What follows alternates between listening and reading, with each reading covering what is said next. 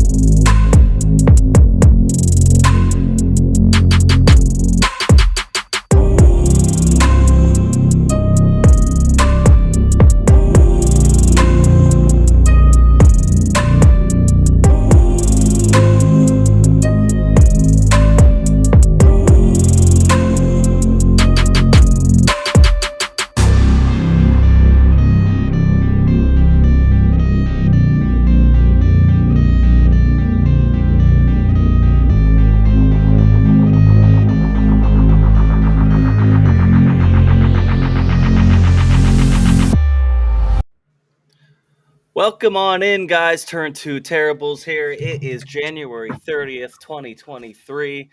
Thanks, everybody, for joining us tonight. We got a great show for you. We got Justin Foster and Chase Dietz joining us tonight.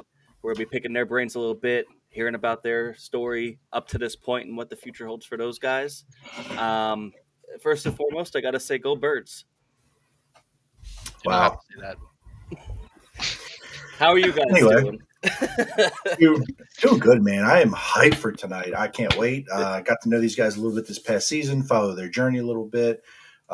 Super excited. We're gonna have Justin on here first. We're gonna take a little break. We'll come back, talk a little bit of dirt track racing.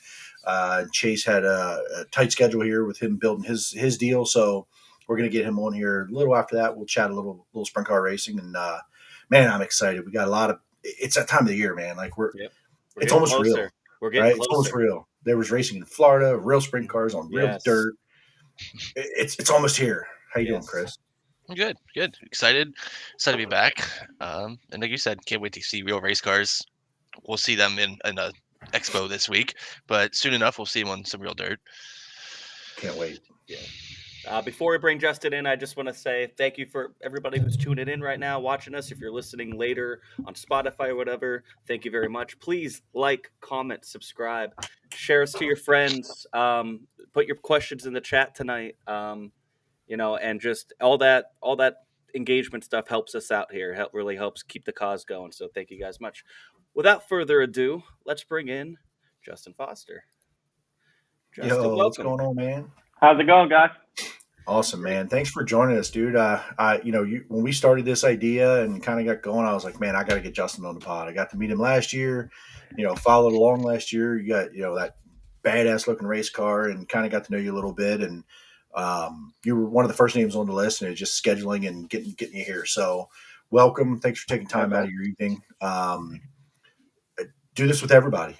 Jimmy, Chris, myself. For myself, there's a lot of things I don't know a lot about you guys. So, it's very short term for me. Like, I know family name a little bit. I know the car, a little bit of the journey, but I don't even know nearly enough. So tell us a little bit about your background, your family's background, and how you got to where you are today. My old man, he grew up racing, obviously. Grew up in the fender car world. And my journey started back. I got a dirt bike back when I was 3, turning 4. Raced dirt bikes till I was about 16 or 17. And that was my main thing was 2 wheels. And so going to 4 wheels was definitely a big change. Started out with some go-kart stuff for a little bit. And once I joined the military then when I was 18, and after that just kind of was back to helping my dad and kind of rolling with him. And he got hurt one day in the shop, actually.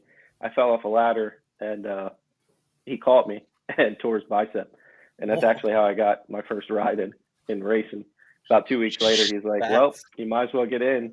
And started racing the sportsmans from there and did that for a couple years. And then he started some 358 sprint car stuff, and I kind of started transitioning into that.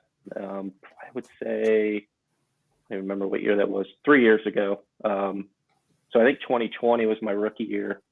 And got rookie of the year that year.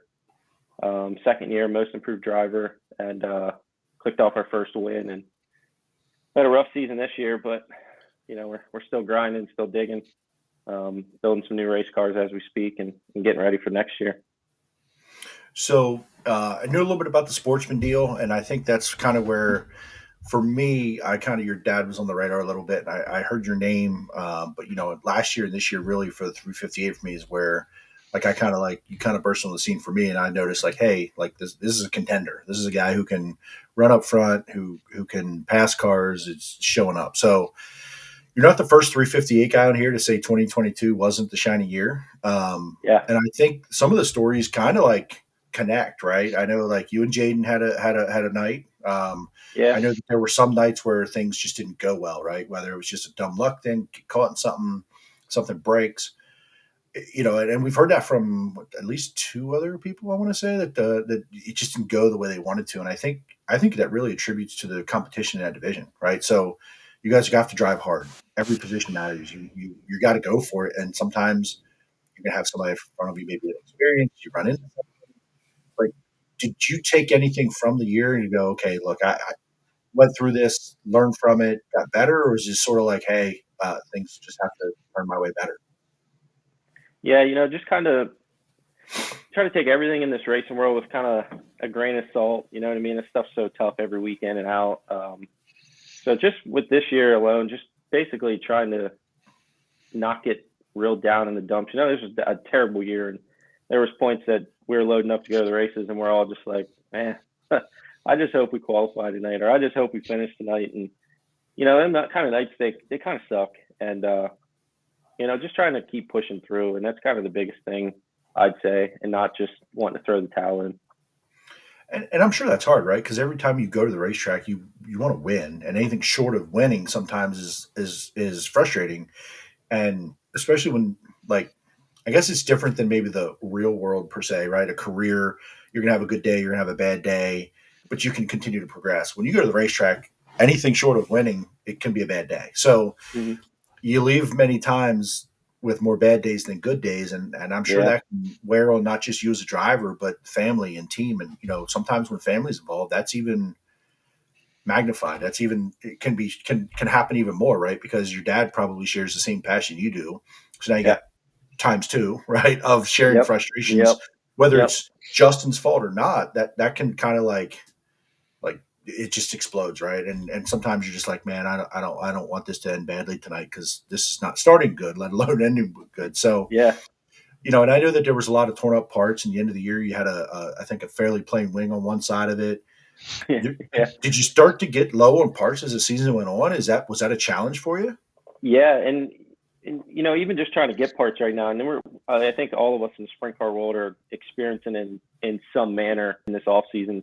Just trying to get parts from week to week can be tough. And, then you kind of get to the end of the year and we're kind of, I don't want to say patching stuff together, but we didn't want to buy a bunch of new stuff to go out and race 2 races to go into the off season and buy all more new stuff. So we're trying to keep some of the new stuff we got for next year. And I had a terrible reputation for wings there. I think in our last 5 weeks, my dad was probably ready to kill me. I borrowed a wing from your buddy Nat, and went out, destroyed that wing on a borrowed wing, and it just nothing seemed to really click. And I don't know what it was going to take, and we kept trying to figure out what in the world it was going to take, and we just couldn't get that thing to click. And and we went into the off season with almost a win, a good finish to end the year. And I think if that caution wouldn't have come out, we probably could have wrapped up a win, but shoulda, coulda, wouldas are a lot different in the real world. So, listen, I don't have a lot of favorites in that world. I know a lot of you guys in that division. I definitely have some guys I'm close to, but man, I was cheering for you so loud that night in the infield, just jumping around, let's go. And then Yellow came out, and I saw Hammaker was in second, and I was like, oh no. It's not that you're not going to be able to get it done, but hammocker in second with clean air ish. Yeah, It's a problem. It's tough. And I knew it was going to be tough on the restart. And I'm good buddies with handmakers and my engine builders as well. So I have a good relationship with them. And if there was someone else to win, I guess I'd say with a grain of salt, I was happy it was him. Yeah, it was tough, man. Like I was like, because you had it. Well, I mean, you were at least a straightaway ahead, I think, at that time. Yeah. So you were kind of checked out and gone, and you had a great night overall that night. Like it seemed to just kind of fall in place like it was supposed to. I believe, right? Things kind of clicked that night for us, and it was good to end the season on a good note. We didn't have to go into the winter with nothing. So it kind of made us feel a little bit better. I mean, we were out there in a used car that I bought in the middle of the season after I junked the car, and again, I had one frame left, and that was it. And we threw it together, and Billy at 717 Innovations hooked me up with a body that week, and we kind of slapped it together and went out, and we were pretty good with it out of the box. And, for a car I bought out of the barn, some guy's barn, it wasn't too bad. That's wild how that works sometimes. And yeah, it's almost like clean slate, yet it's an unknown, but it's a clean slate in a way, like it just worked, Yeah. I wanted to go back a little bit when you made the transition from the Super Sportsman to the 358. That happens, but I haven't talked to anybody who's done that yet. I think on this show or anybody in person about that transition.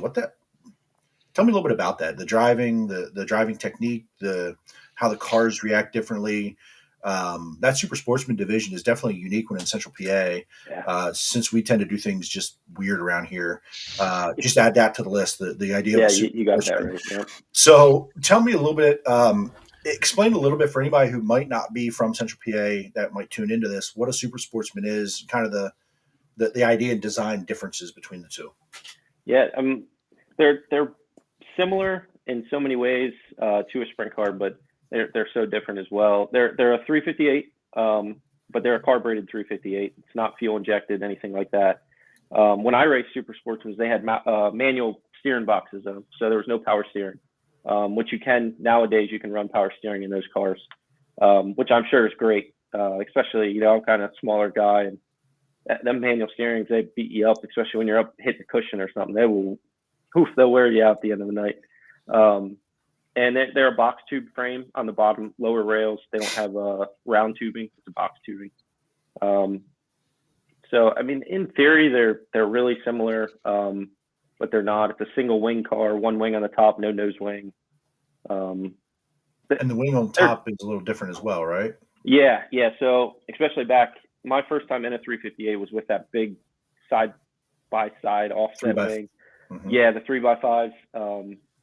In the 358 world, they have like a 16 square foot rule for wings. So their wings are small, especially when you compare them to like the 25 square foot wings. These 5x5s are humongous. So when you strap that thing on top of a car, it changes the air so much, and the lockdown, especially in the 358 world now with us with those, you can really lock them down pretty hard and get a good feel out of them. So with the Super Sportsman, obviously aero is a huge thing. Obviously, I would think, power delivery is a pretty big thing as well with those cars. At least from what I recall watching, if I watch a Super Sportsman and I watch a 358, the 358, when you have to race around other cars, or excuse me, the Super Sportsman, when you're racing tight against other cars, I mean, is it a whole different way of racing in a sense around other cars versus a 358? Yeah, definitely. And we come from a steel engine to a steel engine, so that's kind of the same, like your nose weight feel. But with these two, like the dual wings and a 5x5 wing on a sprint car, if you tuck in behind another car, the air, the way it moves the car, the airflow off it is so different. In the Sportsman, you never really felt like dirty air. In the sportsman world, I saw myself a couple times say like dirty air, but definitely dirty air in a sprint car with a 5x5, it's so different. You go to enter a corner behind another car, I mean, the thing won't even turn; it'll just go straight. So trying to offset. Yeah, no, go ahead. Yeah, like trying to offset, how you are behind a car coming down the straightaway in the sprint car world is pretty key. When it comes to corner entry. Yeah, I mean, I imagine, we see that a lot, and we're, most of us listening are the normal wing sprint car fans, the two wings, the 5x5s, Yeah.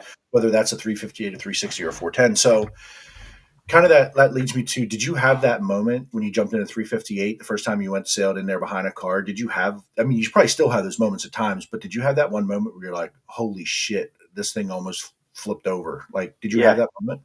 Yeah, and it's the first time I ever probably really experienced it was at Port Royal.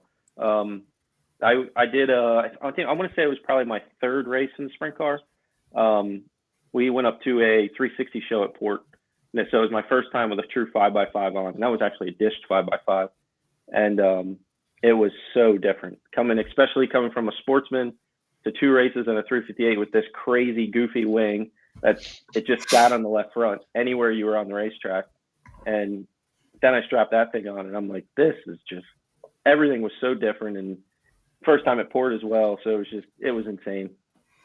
I can imagine, going from a super sportsman to a full size 5x5 at Port Royal, nonetheless. Not like not like Lincoln doesn't have dirty air, but you go to Port Royal with all that wing speed, and you're just like, oh, it doesn't turn. Okay, cool. Yeah. Noted. Got it. Are you a big track guy, short track guy? What's kind of your favorite preference there? I'd say when I first got in the sprint car, definitely big track. I like the speed. I like, when you can run the top. But I have really grown in the sprint car world to like Lincoln Speedway style racing. Maybe I'm biased because we race there so much as opposed to going to the Grove or going to Port or going to Sealands Grove and tracks like that. But man, it can get so much fun when you're racing at Lincoln, and it's so tight. And I always say it's almost like you never stop. Like your eyes are always moving, and your hands are always moving, and your head's always on a swivel. And then you get to the Grove sometimes in a 358 world. Now I'm sure 410's got to be so different. Like there's times you're coming down the straightaway like hot laps or something. You're like, man, this straightaway is long. Is there ever another end to this thing? Yeah, like, oh, man, where's the corner? Chris, Jimmy, what do you got? Chris. I think I was going to piggyback off of that. Like you said, so with big track stuff early on and versus Lincoln being busy now, other than obviously tighter and a lot more work seeming like, what are the biggest differences or challenges going from, say, a Lincoln to a Port Royal or Williams Grove? I'd almost say it makes you better instead of like a challenge, because you kind of get more relaxed at them big tracks because you come from Lincoln where you raced 18 straight races, and then all of a sudden you're at the Grove for, our second or third race of the year. And you kind of get to the Grove and it's like, man, we're so like spaced out. We're not wheel to wheel. And it kind of gives you more of a quicker reaction, I'd almost say, when you get to them big tracks, because it almost seems like everything slows down so much. Makes sense. Jimmy, what do you have? I'm going to take a question here from the audience. Sean Donnelly, could always count on him for a question every week. It's great. Thank you for serving in the military, Justin. What branch did you serve in? I'm actually currently still in. I'm in the Army National Guard here in PA, and I'm full time out at Fort Indiantown Gap. So that's what I do full time. Thank you, man. Appreciate that. Yeah, appreciate your service. Thank dude. you. Where'd you go to school? You local? You from here? Yep, I went to Central Dauphin High School. It's okay. Nobody's perfect. That's what I was thinking. That's what I was thinking too. I'm just kidding, bro. Listen, I'm a York guy, so like I don't even know what that is, so I don't even know what that means. But Cumberland Valley here, so okay, Chris would know better than I would. But so Jimmy, did you have a question? By the way, I know you went to the fan question there. No, I'm sure we'll get into it. Go ahead. All right, cool. So you won. Did you say you win a race this year or last year? Did you win a race last year? Last year. No, this past year we'd be lucky if we won a B main. That's not true. I don't. Every week. That's not true every week. How were I got a shirt actually, so of yours. How was your merch sales last year overall? How do you think evaluate that? Relatively decent. I think I had a couple left at the end of the year, and some smalls that were laying around, but hats went quick and shirts pretty much sold. So that was good. Yeah, I mean that's always a big help, and I think that definitely the more 358 guys that do that, I think the better. And I know that that's an investment. I know that there's probably guys that maybe in the pits that don't think that they could sell them. I disagree. I think that there is a it may take some time for some guys over others, but I think that you bring a good looking race car to the track and you're on the track and you're showing up every week, fans want the stuff. And I don't think I think that's for any division. I think it's a big boost potentially, or small boost of whatever profit you're making for teams just to have your name out there. And I think that's huge. I think more teams could take advantage of that. Right. And I think to piggyback on that, like for me, I've seen it more and more week to week where guys aren't necessarily sticking to I'm a Lance Deweese or whoever fan and just buying their merch only. Like that's how I remember growing up. Now it's like I go, hey, this guy was cool. I met him or whatever. I'm buying the merch. Yeah. And I'm wearing it all the time. So I have too many shirts to mention. I'll just buy all of them. And I think I'm seeing more and more of that in different circles. Yeah, I'm definitely in the same boat. I always like the can you wear something other than a race shirt? Yeah, right. I'm with you. I think too, it just goes to show how smart of a fan base we have around here, because I think people realize that they're supporting the driver by doing that. You know what I mean? You want to support the whole sprint car scene, support all the drivers and everything. So I think that's something you see a lot of. Yeah, it's definitely good for support. And it's not only supporting us, it's supporting our sponsors and stuff that are on the car as well. So, it's always something that I always try to, let people know in the sponsor world that, hey, we get T-shirts made. It's not only going to be on a car, you're also on T-shirts, you're on decals, and, that stuff kind of carries. Well, and at the end of the day, that's what makes it go around. I mean, it's Justin Foster wants to be successful and race cars and be able to support this deal, right? And continue whatever that path is. But you can't do it if you don't have names on the car, right? You can't do it on your own. And those are what drive the sport: the fans and the sponsors. The teams, absolutely, but the teams don't exist if there aren't fans and sponsors. 100%. You'll just do it in your backyard, nobody would know it, right? You just dig out a patch. So, and I think a lot of people lose sight and think they're the most important thing at a racetrack, and honestly, they're not. It's about the fans and the sponsors because they're paying the bills. So, the tracks aren't the number one. They are not the most important. They are there to facilitate everything. And believe it or not, the tracks think they're the most important thing, but they also don't exist if we don't show up, right? That pit money and that general mission money is what pays the bills. So to do anything to deter anybody from being at the track for any reason is just absolute suicide. It makes no sense. Anyway, very well put, by the way. Almost like a fire off segment was on the tip there. It's almost like I'm in business and I know it's almost like I'm in the business world and I kind of know anything about this. But anyway, I don't know how to run a racetrack. I will admit that I don't know shit about running a racetrack. But question: earlier you talked about your dad was a fender guy coming up through. What did he drive? Street stocks. He was a big street stock guy, and surprisingly, I think his goal at one time was to be a late model driver, and I'm really glad he didn't get one of them things because that's not something I'd be wanting to work on or put body panels on. That answered my next question. We'll move on from fenders. I was going to say, you ever want to hop in one of those things and take a lap? But, I would drive one.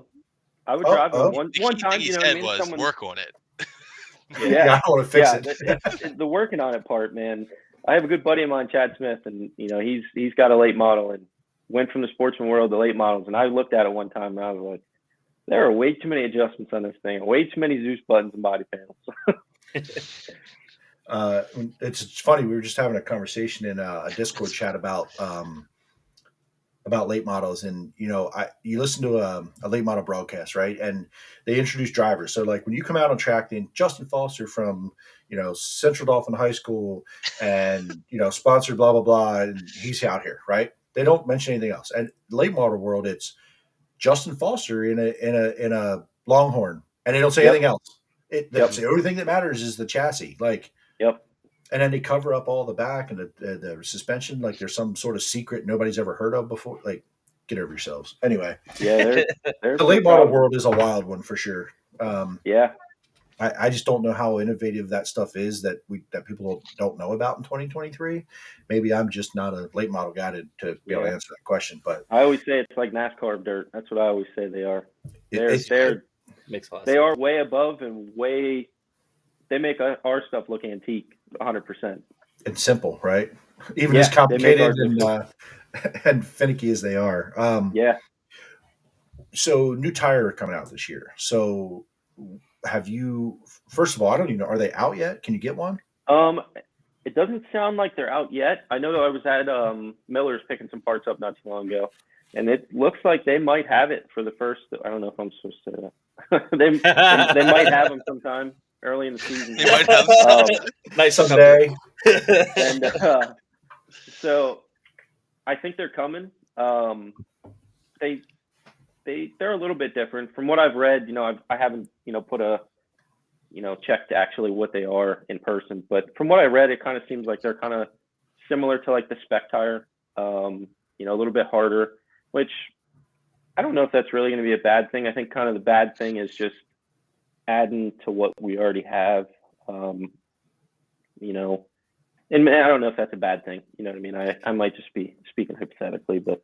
Well, I think it's all hypothetical right now because there's no practice to go off of. Nobody knows anything. There's no notes. There's no comparison. There's no data, anything. So I'll refer back to a little bit of a story that I heard. This was when Brent Marks was in the Outlaw Tour, and they had a tire change some point throughout one season to the next. It was a compound thing. It wasn't quite as dramatic as kind of what's happening, I think, right now and what the reasons for it. But he really struggled that next season of trying to figure out what it wanted, and all the notes he had didn't work, and he was kind of struggling. So, I mean, do you have someone who has a stock of the current tire? Well, Miller's has a pretty good stock of leftovers from last year, from the sounds of it, anyway. So, if you took last year's tire and you take this year's tire and you have the same thing, you bolt on the new one, and you're like, "Whoa, this ain't going to do it." At some point, everyone's going to be forced to run the new one. But why would anyone bolt on the new one if it's a harder compound? Other than making it last longer, if it doesn't give you the speed and the grip, why would anyone bolt it on? Maybe, or am I missing something? Yeah, and it's kind of what we already talked about in our race shop. If we don't have to run them, I don't think we're gonna. Until we start getting some of these 410 teams that run it and can kind of give us some feedback on it.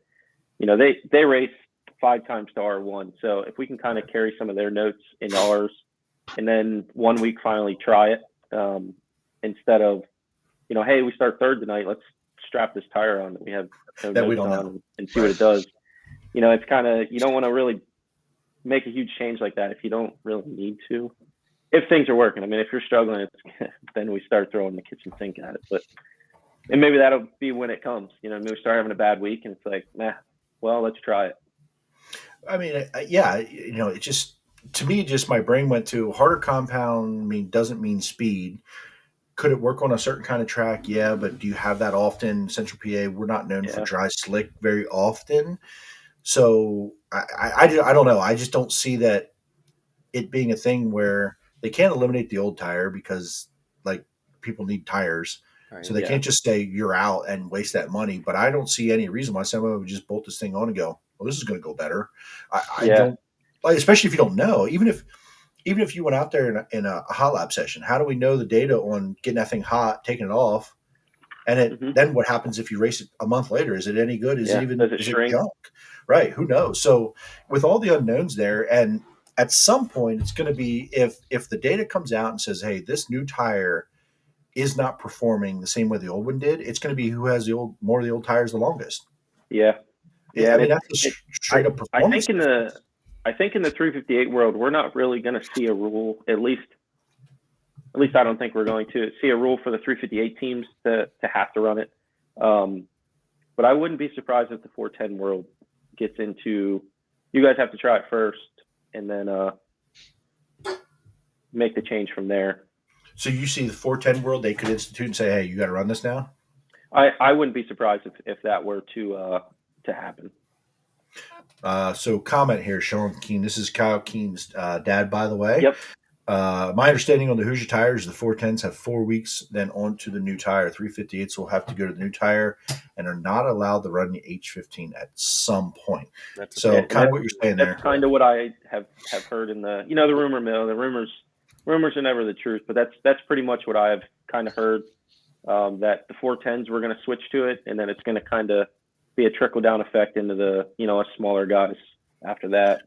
So I could see it a situation where if you have 410 guys and they have 4 weeks. I wonder when that 4 weeks starts. Number one, right? Is Yeah. that Central PA or is that national, like sanctioning national? Or like, Yeah, that's kind of a good question, because at what point do they stop buying the H15s to wait for this new spec tire or whatever they're gonna?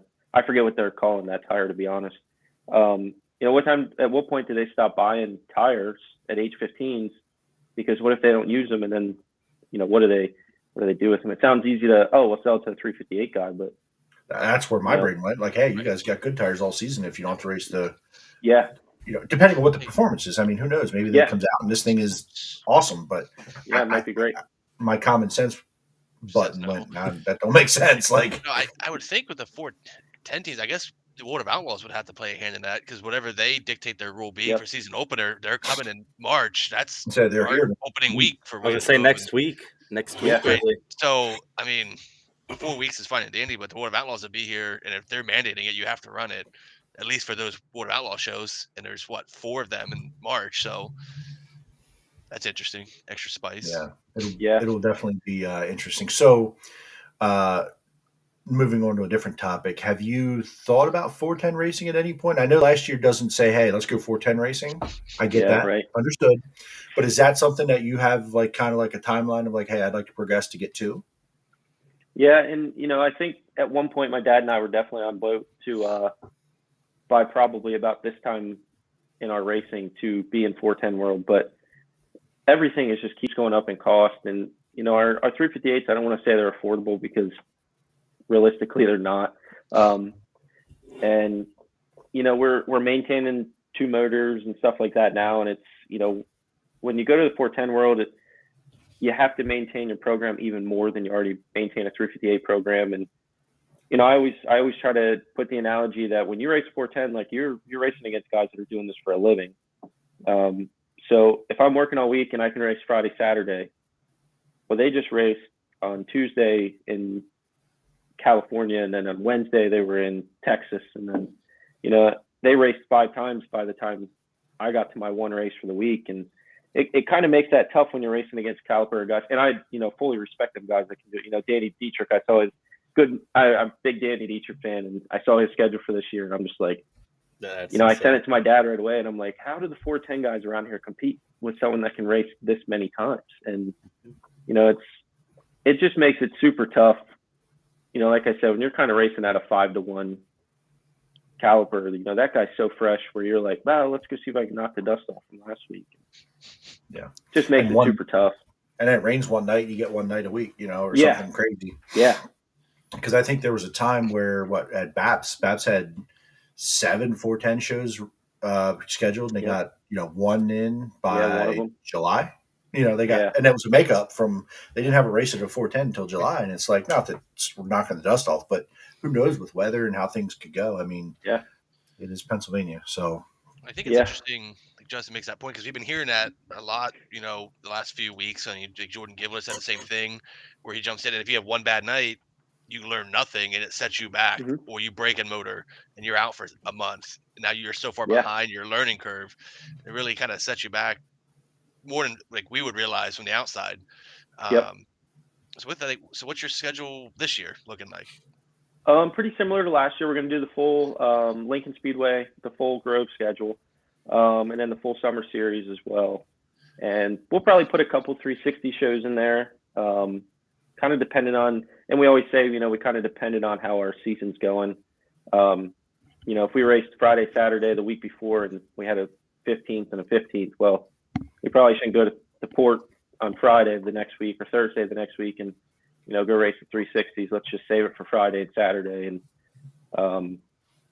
but yeah, I mean, that's pretty much what our schedule's looking like. I think we're around like 35 races right now with the BAP shows. Bill Devine, he put a real good race in there for us with the Dirty 30 at BAP. So I'm pretty excited for that one. And I got a lot of laps at BAP, so I always like when I can get back there and kind of do some sprint car racing there. 358 guys don't time trial a lot. Did you enjoy that? Yeah, it's something different. You know what I mean? And it kind of puts you in the spotlight there for a minute. And I always say, well, the old man will see my mistakes in this one, so it's a little harder when there's 5 cars around you. You can't hide it as much. we've asked some 410 guys this question, and I don't know if I've gotten a 358 guy yet. I want 2 names: somebody you love racing around, and it's fun, it's enjoyable, and somebody who you just know it's going to be a battle, and it's a pain in the ass, and you hate racing around them. Give me one of each. Well, I'll start with the last one first, since Handmaker took the win from us in the last race. I'll say that one. But in theory, I'd really like racing around him, though, to be honest, because he really teaches you a lot, and you learn things from guys like that. And guys I really enjoy racing around. That's a tough one. There's a lot of guys in the 358 world right now. It's just, you can really respect, and you kind of know their next. I don't want to say know their next move, but you can trust racing around. There's a lot of guys in the 358 world right now that are super good to race around, and they're clean no matter how hard you can actually race. So that's actually kind of a tough question.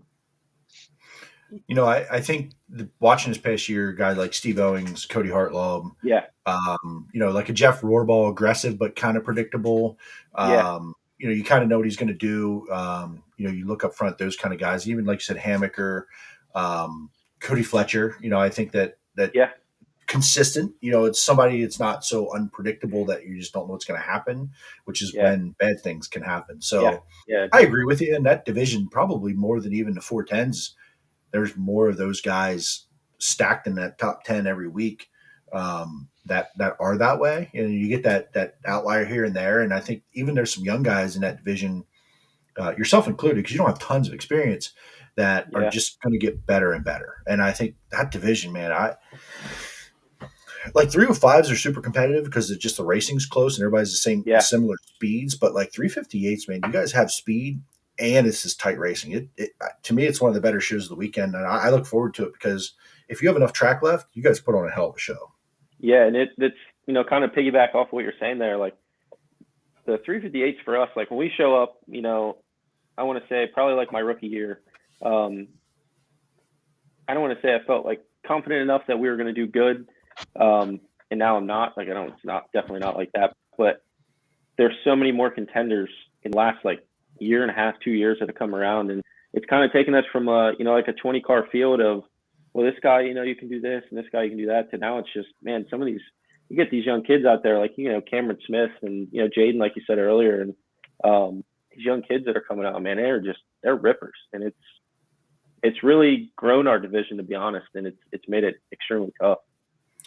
I talked about this a year or two ago, and I think the switch to the 5x5 wing, while puts some stress on the motors and cars and makes it, even more aero, I believe it made a change in that division where it's now, to me, is a true feeder to a 410 series. Not that 358s weren't before, and you would always see, Logan Schuhart and Chase Dietz and Troy Wagaman and some of those guys that had success in the 358s move up and kind of used it that way. But you saw a lot of times guys – it just didn't feel that way for a long time. And here the last couple years, and again, maybe it's just timing. Maybe I'm just got lucky in where my brain went, but I feel like the wing change has really made it like that Knoxville 360 to Knoxville 410, right? It just seemed like a natural progression. You go through that, you go to this. To me, like especially at Lincoln, it feels that way now. I mean, am I off base in thinking that?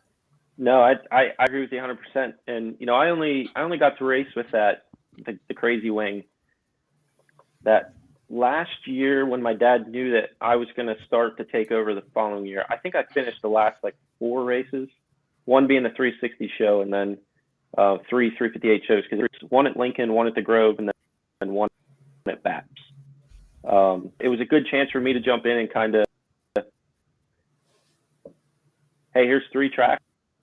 Plus, we're going to do a 360 show at Port and kind of get you wet, and we'll go into winter and kind of see what you think. Then all of a sudden, they changed the wing rule, so it's kind of useless anyways because it's different. 358, it's a crazy wing is to a 5x5. Car is completely different. Chris, what's on your mind, buddy? Oh, I mean, I know what you want. I think it's a good time to break out your question. Right. So obviously, hopefully you have a better year this year looking ahead. Yeah. So this year, or looking ahead, or any year, what would be your favorite race to win, or one that you're most looking forward to trying to get a win at, or would be the most? I'd say that the Dirty 30 show would definitely be one. It's our highest paying race. And to get a win back at BAPS where I won in a super sportsman, I can win a sportsman and a sprint car here, I think would be pretty neat. 410 division, the race you've always looked at as a fan, right? Because at this point, you're a fan of a 410. What race do you want to win? Anywhere, any place, anywhere. Oh, it'd have to be. Well, if I could win any 410 race, it'd have to be the Knoxville Nationals. Okay, I like that. I think you might be the first one to say that. Can't get any bigger than that. Yeah. I mean, you're not wrong. I can't argue it. I mean, as a Posse fan, like, man, not the Natty or the Tusky. Well, yeah, those would be two cool local ones. Oh, you forgot about them? Like what? You just didn't know they were there? When you say what race would you wanted to win, I did say anywhere, any place. So anywhere, any place. You baited them. I did. That was I led you into that one. Now, if you would have said in PA, probably the Tusky. Okay.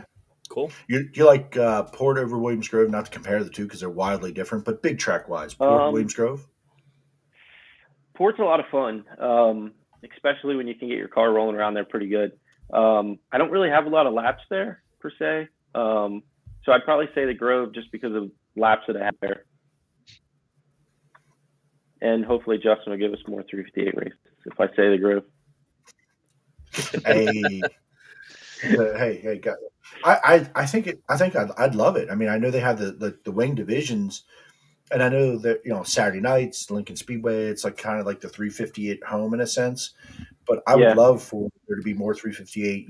BAPS, Sealands Grove, Path Valley, Port Royal. Seeing you guys travel a little bit, almost like some of the sportsmen, wingless super sportsmen, kind of a little bit of everywhere. And I don't want to take that from Lincoln because I love watching 358s run around Lincoln, and I give them shit, but it is my favorite track for the most part. As far as it's kind of my home track, BAPS is, but they don't run weekly as much. I mean, BAPS would be the closest one to me, but Lincoln being what it is, definitely my favorite to watch a 358 rip around. But I'd love to see you guys get out and meet more diverse schedules. I think it would be, I think it would help all of you as drivers. Yeah, and we're all in the same boat. With getting that one summer series race at Big Diamond is pretty neat for us this year.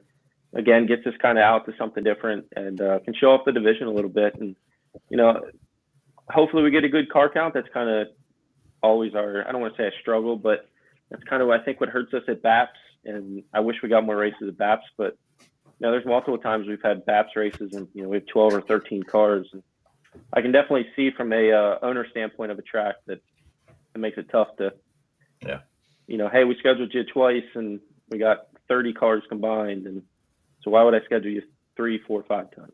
Right. So I definitely like to see some more races at BAPS. I always, I enjoy going back there. So your paint scheme, I thought was one of the best. Let's take a look at it real quick. Awesome scheme. Nice, sharp looking.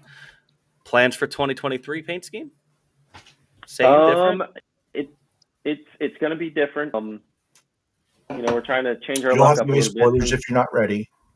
We don't have to ask first. I don't really have too many spoilers because it's not 100%, but I think we're going to do something along like the black and charcoal gray. We're going to pick a color to kind of throw in there that's not red. We've done red for the last 2 years and they weren't spectacular, so maybe it's time to just make some changes. And we get trying to think of the word, but we get skeptical, and we want to always change things in the right direction. And we're doing little things right now that we usually do flat black frames. This year we're doing shiny black just to switch it up. You know what I mean? Try something different, and maybe it'll change our luck a little bit and see how that goes. There you go. That picture, I love that picture because of the helmet. They add some color splash to that thing. That helmet with that design, even though it's not like the match, right? You would think, like black, red. Yeah. No, it's perfect. It added some color to it along with all that black, red, and white is just so sharp, man. It's just, I love that paint scheme from the start. It just has something about it where like it's busy, but it's not too busy. And the contrast is perfect on it. You guys did a great job with that for sure. Yeah, I was happy with that car this year. I thought it turned out pretty well. It stood out. You could see it. Like you knew you knew who it was. You knew it was you. Like you can get those schemes where they're sharp, but in traffic or at night, you go, wait, who was that? That looked so like so and so. Your car was like Yeah, simple and clean, but yet you knew who it was when you were going. You weren't mistaken yeah, for anybody else. yeah. I always try to make them where you can read the sponsors. That's always my big thing with when I'm talking to Baker and Richie down at Race Ready Inc. And I'm like, hey, just make it where my logos stand out, and they're super good at that. They know what they're doing. So Where did the 23 derive from? what's that? Oh, where did the 23 come number. from? So it's gonna sound crazy. Like everyone thinks it's the opposite of my dad's number. He was 32. My favorite number is 6, but I'm not a single digit fan number on race cars. So 2 times 3 is 6. As silly as that sounds. Huh. It is? Yeah. Yeah. We landed on the moon. If you don't know that, I'm sorry. I don't know why that reference came to my head. I think you just taught Jeremy some math. Holy Yeah. That's where the 23 comes from. It's as simple as that. Just single numbers for me. I just don't like on a sprint car. So I always I wanted to do a double digit number, and it was going to be 51. That was my big one because I think 5s look good on a race car. But the Ramers background here, I just figured try not to follow that as directly and pick something Austin different. Truchet, don't copy, okay? Yeah. I think he's 51, right? Yeah.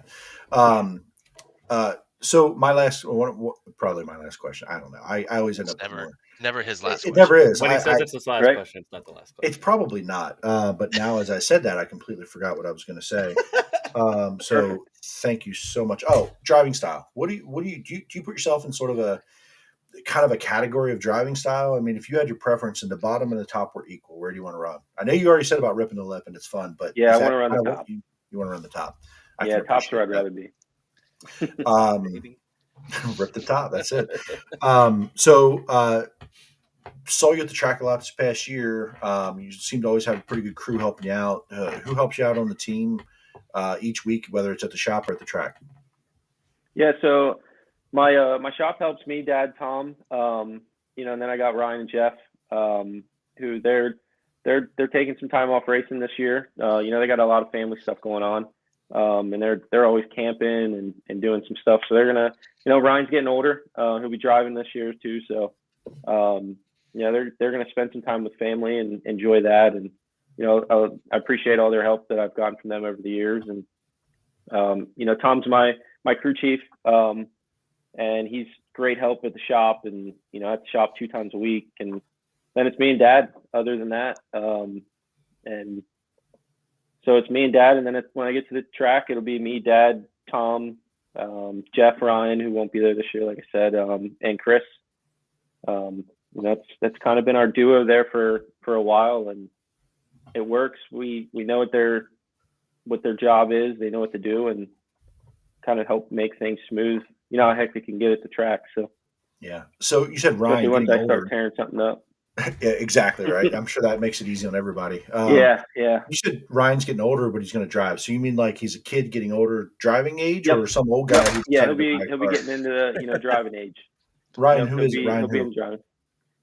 It's Jeff and Ryan who's been just helping us out all the time. Okay, cool.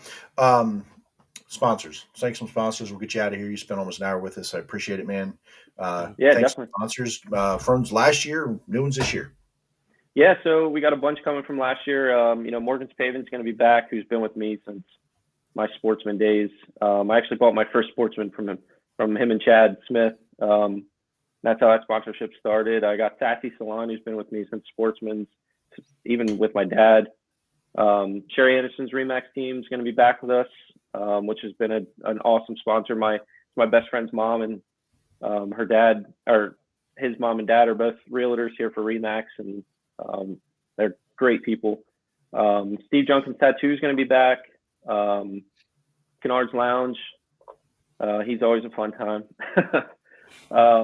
Aquafun Pools, RV Rentals, Sullivan Funeral Homes, Blood Race and Lubricants. And I did get a couple new ones in the off season, which, everything helps. So that's great.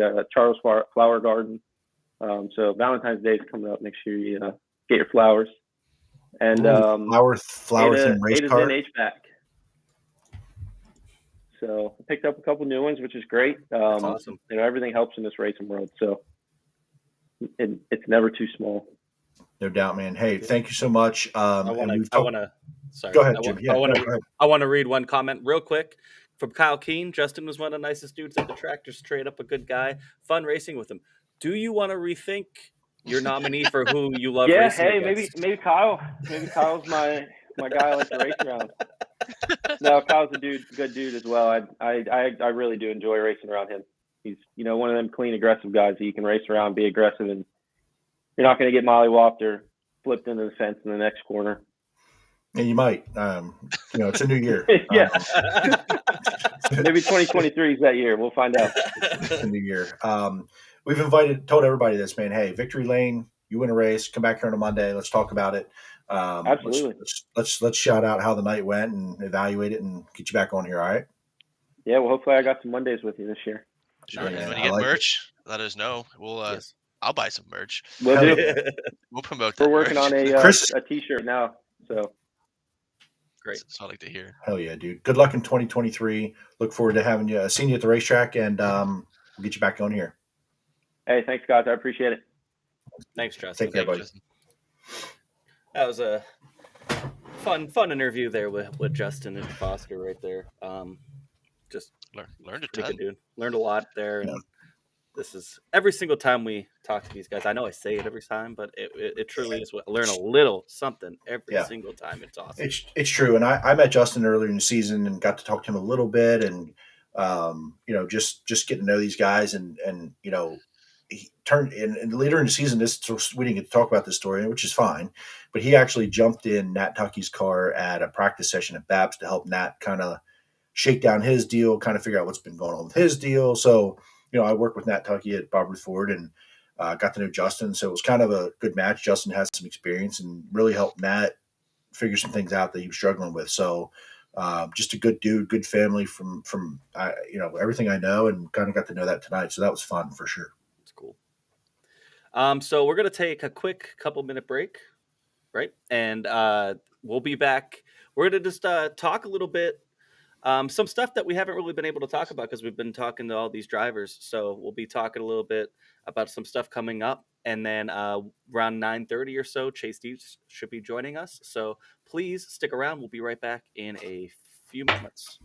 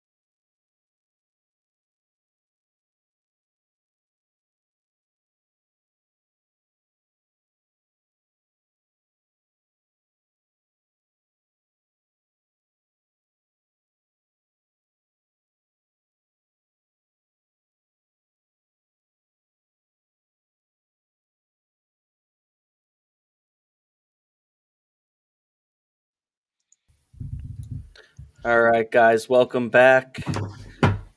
We'll have Chase Dietz on here in maybe about 15, 20 minutes or so. But until then, we can shoot the shit a little bit, talk about some stuff that we haven't really been able to talk about the upcoming stuff here. Whatever you guys want to talk about, shoot it in the chat. We'll talk about it a little bit here. What do you guys want to start with? Because there's a lot that we haven't really been able to talk about. I don't know where Jeremy would go with it, but I think just interesting things today. Obviously, All Stars lose their first couple races in Georgia, and now Danny Dietrich's out there campaigning what he should do in Florida. That's interesting. Twitter poll, right? Check out Danny's Twitter poll. So I don't know. USAC was an option there. Not really sure what that means. Was that right? Interesting. Yeah, USAC said East Bay and Volusia. I guess the wings can off and be removed. So that's interesting. Something maybe Chase could let us know about then. I don't know. Volusia? Yeah, I feel bad for Sonoya for losing the race because they really put a lot into their track. It looks like, and I remember what was it in like November? They were trying to have a late model race there, and they got a freaking chopper out to drive the track. And what that they tried everything that they could, and they made the call early enough so guys didn't have to go down too early and everything. So you can appreciate them for that, but it sucks. I wish they could be able to reschedule it because I think a sprint car race would be really, really fun. And there's still a gap there afterwards. I would think where they could probably maybe on the backside of the Volusia stuff, but Tyler Isley should go to all the PA races this year. Yeah. By the way. Question from Tyler Isley. Shout out to Tyler Isley. What race should Tyler Isley go to in PA this year? All of them. Any that you can make too, but I would suggest any. I would say this: if you're making the trip and you have the time, get here Labor Day. Leave after National Open. Jesus. Stay here for a month. The month of money, buddy. You come for the Labor Day. You got Tuscarora 50. You have the Dirt Classic in there, which is a 2-day show now. You have National Open. You have Selinsgrove National Open right around that time. Yeah. I would say if you could make it work. If you could make a month work. I think if you're trying to get the most for your money, I would say try Speed Week. There you go. I mean, you can probably if you could get swing 3 days or something, come to Speed Week, an outlaw show at Williams Grove, particularly the National Open. I would say number one. But if you like warmer weather, weekend, warm weather, the Weikert. Yeah, it's something I know was a bigger race, but the drivers the last few weeks have really been talking about that bullhead. That thing's gaining steam. But yeah, if you had to pick Tusky and Addy, I mean, they're the those are definitely the top two. Don't Dirt Classic too. I mean, they're turning that into a 2-day show. That's kind of one reason I was saying Speed Week, because if you can make a couple days work, you could get yourself to Williams Grove, Port, and Lincoln in a couple days. And even if you had an extra day, I think depending on when that day was, you had Bass or Selinsgrove on either end of that weekend. Like we did so there's a lot of options, kind of all what you're in for, and they're all good. Yeah, I agree. But yeah, good question. There's Jay-Z. Oh, there's Jay-Z. I live in a neighborhood that doesn't have deer, and there were 6 deer in my front yard just now. So did you catch one? I didn't even see them. My wife came home and saw them, and I went outside. She said they went around back, and I could hear them in the woods down over the fence. You should have tackled one. My yard is not very big out front here, and there were 6 of them. Something that doesn't happen here. That's interesting. That's something. I don't even have trees. Just all right. Well, whatever. Like the Jay-Z. Anyway. So we're talking Icy ones to know about coming up. About what race is big. Obviously, we hit the big ones. We talked a little bit about Georgia, Dan Dietrich. Volusia's coming up. Yeah. When is the first race there? Next weekend. Thursday. I want to say Thursday, or is it Wednesday? All the days running. Something like that. I know it's like in the middle of the week. It starts and it goes through the weekend. I know we're like 42 days to Williams Grove opening day. So that's what I got for you. Damn. I will say the USCS races there at Volusia this week were pretty good. They got a pretty good car count, and I thought some of the racing there was pretty good for especially for January, being able to watch sprint cars. Those guys were flying around there. It was their first time there in like 15 years or something like that.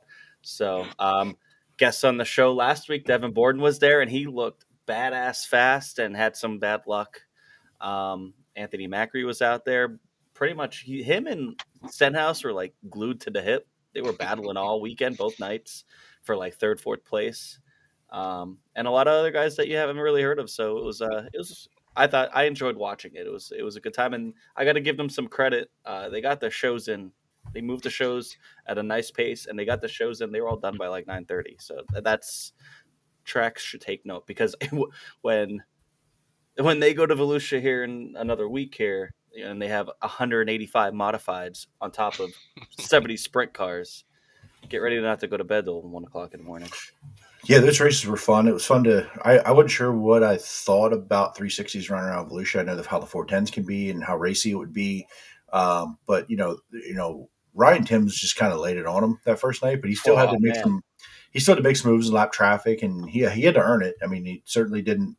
Wasn't given to him by any means, and that could have went backwards and sideways real quick. So, I think that the second night, Davey Franek, man, he gave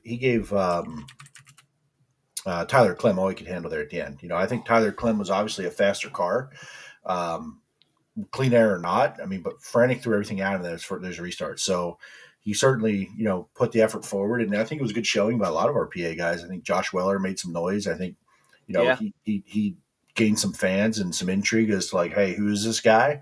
A little bit, because maybe outside of PA, Jersey, you may not know that name a lot. So it's cool for some of those guys to go down there and make some noise. And I'll tell you what, some of those New York Canadian boys, they get after it, in those cars. And it was neat to see how some of our local URC type guys stack up against some of those top 360 teams, for the most part. The big names, but each night I think the kind of the cream rose to the top, as they say, as far as who ended up there, and Ryan Timms and Borden and Macri and some of those type names. So it was fun to watch. I was entertained. I think the track held up really nicely both nights. I think that second night it started off.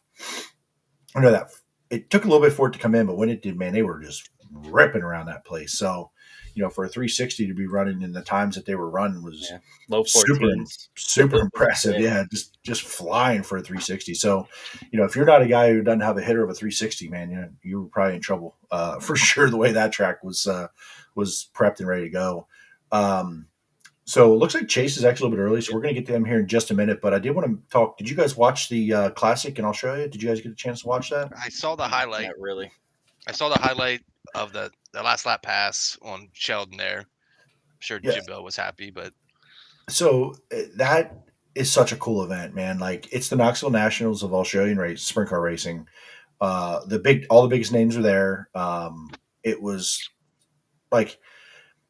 hard to understand and explain because it's a short track, but man, do those guys get after it. They were just like send it attitude, the whole event, especially in the feature, and even some of that, and then controversial call. I don't know if you guys saw it with the ending of the second B main. Guy broke coming to the checkers, rear end broke, and he limped it across the start finish line in a transfer spot, got run over.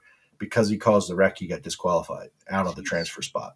Yikes. Into the A main of a $50,000 to win 50th annual classic, sprint car classic in Warrnambool. So, I think the driver posted about, the team or driver posted today or yesterday about like, hey, let's not take this away from the guy who won this thing. Like, that's his deal, but we're obviously not happy because a lot of the talk was, there you go, the at-fault rule. A lot of the talk was about that incident, not so much the winner. It's sort of like it definitely tarnished it a little bit, I think, because of the controversy of it. The guy made his feelings known, and you got to interview him a little bit, but man, the end of that race was awesome. I thought Sheldon, when he made that pass and had clean air, and I thought he had it wrapped up, and I didn't see the interview with Sheldon or what happened, but it seemed like he just kind of like cut down line and just spun the tires through the middle and lost momentum, and guys sent it in there and said, win it or not. I'm so gutted for Hodgefield, let me tell you. I made a comment, like, I like watching Sheldon race, but I made a comment that guy has given away more races than some guys will ever have a chance to win. Yeah. Like, man, just rip the top. That's how you got there. Just go rip the fence, man. Like, you're not going to lose the race.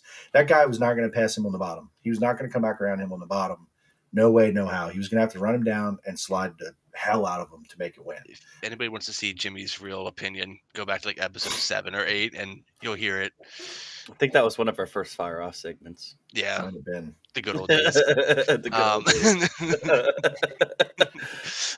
So we got chiming in over here. Going to East Bay February 13th and 14th. Yeah, Sean Donnelly for nice. the All-Stars. Nice. East Bay seems like a cool track, man. I know a lot of people talk a little down on it at times, but I think that's a pretty cool ass place. Like, I don't love what I've seen from there at times, but I certainly would rather be in Florida in February than here. So yes, that's a win in itself. Luke, you know what, Luke? Tonight's not the night to provoke me. This isn't the night, Luke. I know what you're trying to do. No, listen. Hey, I've talked with those WRT guys a lot. I know a lot of those guys. They're a hell of a nice group of guys.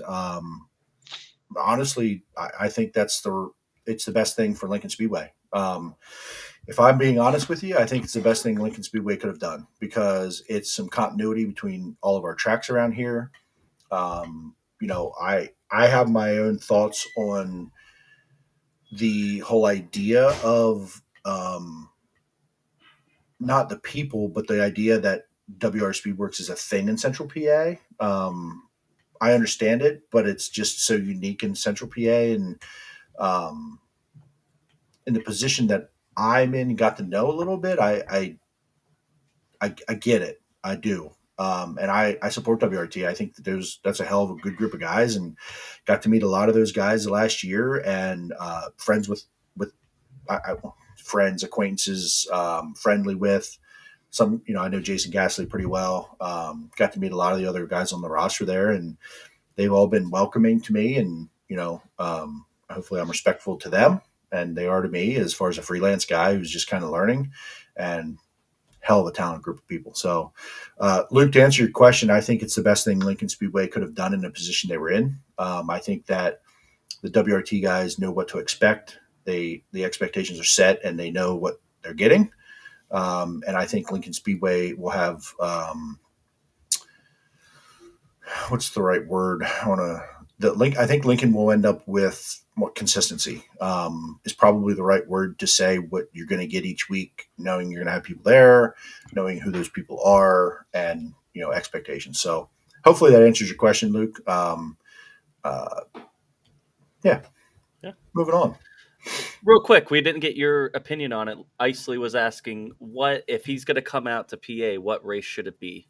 I kind of suggested Speed Week so he could try to get to a couple tracks. If you have the time, for sure. I think you're going to see, if you were able to come out for Speed Week, you're going to be able to see all of our major tracks, and you'll get to see some that some people don't ever go to. If you were able to say the budget was there, the time was there, and you could get yourself to the tracks, go see all of Speed Week. I've never done it as an adult or a kid. I've never done the whole Speed Week. I can't do all those weekdays.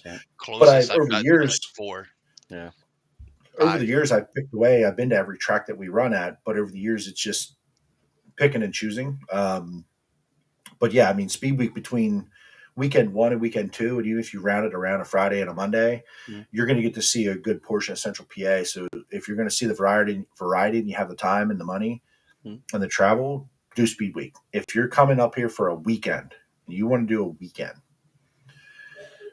Labor Day, listen, there's plenty of places to stay, my guy. Yeah, I was gonna say you're covered there. You're covered on that. There's no issues there. But I mean, if you're coming for a weekend, it's hard to pass up like Natty Open. You always have to worry about weather a little bit. But I would say, the Tusky event, Labor Day. Even that Labor Day weekend. Labor Day weekend's pretty good because you could do what you have Williams Grove Friday. Mm-hmm. Now you could go one night Lincoln, one night you could go do Port Royal Labor Day Classic. Because Dirt Classic's that weekend now, right? Yep. So you would do Williams Grove Dirt weekend. Classic and then Labor Day Classic that Monday at Port. So I will say this to cap that off. No weekend is a bad weekend to come to PA and watch racing. You will not be disappointed. That's icebreaker. And if you do, That's a bad weekend. Don't come to that. No, I don't hate Icebreaker. If they get We it don't in, because we live If they here. get it in, yeah. If you're that's traveling here, don't come to true. that. I like weekend. just getting out of the house, to be honest, because hell otherwise yeah, It's just to fine get for it us. in. one of those drivers that you're going to be able to see any of those weekends that you come on out is our next guest here. We're going to bring him on in. Chase Dietz. Chase, welcome to the show, man. Thank you for joining us. Hey guys, how are you doing? Good. Awesome. Can you hear me all right? Yeah, we got you loud and clear. All right, good deal. Good deal. Okay, so I'm going to do the same as I do with everyone. If you've seen any of our stuff, if not, I don't care. That's fine. We love you too. No, a little bit of background, man. Tell us a little bit about, I think that you're a guy in Central PA that if you were live in Central PA, you know Chase Dietz. But there may be someone out there that doesn't know the background. I know 358s, but I don't know much before 358s about you. So tell me a little bit about your family history, background, how you got here. So both sides of my family actually raced. My mom's side and my dad's. On my mom's side, my uncle is Corey Hawes, who's still currently racing the 410 division here in Central PA. So he had raced from the time he was a teenager up till obviously now, and my grandpa on that side as well had raced sprint cars way back when. So kind of had a little bit of that on that side of the family. And with my dad's side, they were heavily involved in racing. They had actually started in drag racing, and my father was the first one in the family to actually get into basically get on dirt. So I think when he was about 16, he got into a go-kart and was racing up at Jonestown Speedway, where a lot of local drivers for over the many years in sprint car racing have been basically building their careers. So started there, and then he got into sprint cars, midgets, micros, just about anything. And from then on, it's obviously just kind of been a family thing at that point. And I started in go-karts when I was 7, turning 8. So before that, I even had a quarter midget, just kind of driving around in the parking lot. But once I started, my dad basically stopped racing. So kind of allowed me to start my career. And from then on, it was go-karts to micro sprints at 12. And I got into a 358 sprint car at 15. And I think when I was 17, just turned 18, I got a 410 ride with Scott Gobrecht, and the 410 venture kind of started from there. Okay. So you're one of the guys for sure that was, kid. You're racing as a kid, and honestly, a 358 at what age? I was 15, just turning 16 about that time. If you look back today and you look back at that, were you ready? Yeah, I was ready. That question always had kind of come up at that time, but as far as just I think mentally there, I was ready, but you never really know, to be honest. I don't think you could have a 30-year-old jump in a sprint car. You don't know until you actually get in it, or at least have some experience in something else. It's hard to really say what it's going to be like. But even if you have that experience, it's still going to be different than what you were in. So, for me, I think at that point I didn't really know. My parents didn't know. It was a matter of we were able to luckily put it together and get myself in that position. And the way things are nowadays, it seems to get younger and younger as racers kind of come up through, and that can be good and bad. But all in all, it's nice to have a young generation and see those guys progress up through their career. That first 350, was it a 2D? Yes, and that started from basically Steve Siegel. He had actually supplied a roller, which is the sprint car basically without the engine in it, and it was one of his old Maxims that he had, and he's been good family friends with my grandpa, my mom's side of the family, and we've grown to be fairly close, obviously, through the racing community and whatnot. But Steve was kind of the start for me, and then along with that, Roger McKeon, who Kevin Nouse was actually racing for at the time in the 358 division, and Roger now has a 410 car operating in the area. He had actually supplied one of his engines that he had at the time, a 358 engine, and basically that was kind of how it all started. At that point, we were managing the expenses and things like that, but we had 2 very successful years in our own deal, and I was very fortunate for obviously having those people behind me, but also to have some solid seasons and not be tearing things up left and right. Yeah, tearing things up tends to slow down progress of learning, I would imagine. If you can't make laps, it's hard to learn, right?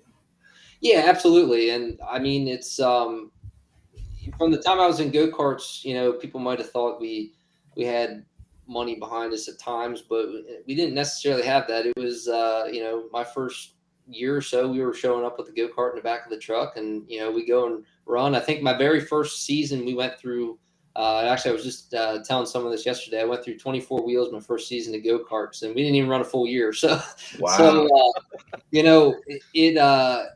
It's cool to see, kind of go back and see how things have obviously changed. But, that first year, my parents or my dad especially wasn't even sure if I'd be ready to go race or even involved in it. So, all that changed in, the following year. And it just seems like once a kid or, anyone just understands it, things just click. And at that point it did for me. So it's just been a fun ride, obviously, to even get to this point. So, kind of followed your 410 journey a little bit. And, I think you're kind of a guy who kind of burst onto the scene a little bit. I think, 358, you had 2 good successful seasons, but, 410 racing takes time. I think that we've kind of seen that across the board, that it's very rare for someone to just jump on a 410 and be like, hey, I'm going to go win races right away. And that takes time. But I think that you've been a guy that I've seen been pretty impressive as far as that learning curve and like getting faster and faster and faster. And you had a couple wins back to back at Williams Grove this past year, the year before, I want to say, right? Yeah, this past year. Yep. This past year. And, there are a lot of runs at Lincoln. I watch you a lot of nights at Lincoln, pass a lot of race cars. So, I think in a 410 division, when you can pass race cars, you can win races. And I think that's one thing that young guys struggle to learn is maybe make a fast lap on their own or be able to be fast out front. But when they have to pass cars, that's when it becomes a challenge. And I think that shows, maturity and advanced levels in a 410 racer. So kind of where do you see yourself in that progression as a 410 racer? Still learning every time you go out, or are you just like, hey, I'm ready to go win races every time I show up? And not that you're not every week, but. Well, you're pretty much learning every single time you're there, and the factors are always changing. No matter if it's just learning as a driver or simply learning more about the cars and things like that. We're obviously going to have tires changed this year, and that'll play a factor. So the factors in racing are constantly changing, week to week, or event to event throughout, a race. So, for me, I've been in a 410 since 2015, and, it sounds like a long time of obviously being involved and racing around here. And it has been, but, a lot of them years I was only running, maybe 20 races. And at one point, actually 2 occasions, I had ended up putting my own car together just because I didn't have a ride at the time. And, it wasn't anything fancy. We just threw something together. I had an old 12 head of my grandpa's that we threw in. We ended up winning a race. And my goal at that point was over, I'd say, the last 5-6 years has just been experience and trying to get as much experience as possible. And, that's kind of where I've come to kind of change my outlook this year. But, up to that point, it's been a grind for sure. And for me, when we went to, I left Gobrecht's deal and we ran for Troy Godfrey a little bit. Eventually we got our own car. And at that point, all I was worried about was trying to keep myself out there, keep myself at the track, keep my face out there, and do as well as possible to basically lead myself into the next ride if I could. And that's kind of what it was all about. But, that worked out for me on 2 occasions. And, I've had a number of wins here over the last couple of years, but my expectations are always way much, or a lot more higher than most people. So where we might have 3 wins, last year and even in 21, I wanted a lot more, and I think we definitely could have had them. So for me, I really got the shit to seeing these guys beat my ass all the time. So it's about time to get out there and win a lot more. So that's where I'm at, and for me, going into this season, putting my own team together, I'm definitely not going to be running full time like I had basically the last 2 years. But my goal is to have everything in place, the right people, the right equipment, and just have the whole equation together, and go out and perform at the top level as much as we possibly can. And I personally think we can. It's just a matter of putting the pieces together and staying patient through that process, which I've had to stay patient for the last seven years to get here. So it's just part of it. But definitely ready, and definitely looking forward to getting started here in 2023. You talked about I don't want to look too far backwards here. Okay, so kind of looking forward. I completely lost my train of thought with a question. Sorry about that. So kind of talked about building to it and wanting to win every time you go to the racetrack. With the change this year, when you do get to the racetrack, you said kind of strategic, right, and building it and having the best you can, the good piece. Is it unrealistic to think the day you roll into the racetrack for the first time you want to go win the race? Is that unrealistic to think? I mean, you may think that as a racer because you never show up to say I'm going to finish 10th, but with a brand new car, brand new everything, having it ready to go, is it one of them deals where it's just butterflies excitement, or it's like, hey, I'm here to win a race no matter what?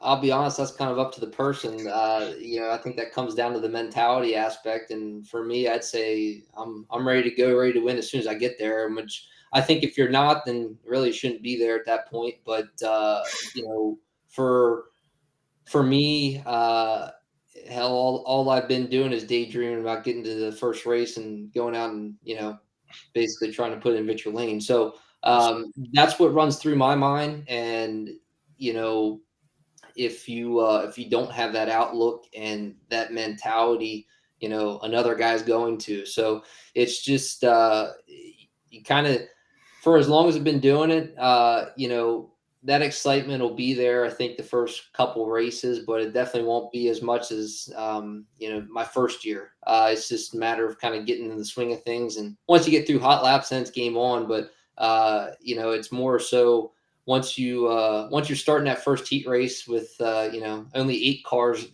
tight against you, once you get started, then those nerves get to go away. But it can definitely be a little nerve wracking. Obviously, a lot of horsepower, a lot of speed, and depending on the track, it could be wheels up and hang on for a little bit, depending on those first couple of shows. So always makes for that excitement, but you just got to be ready for it.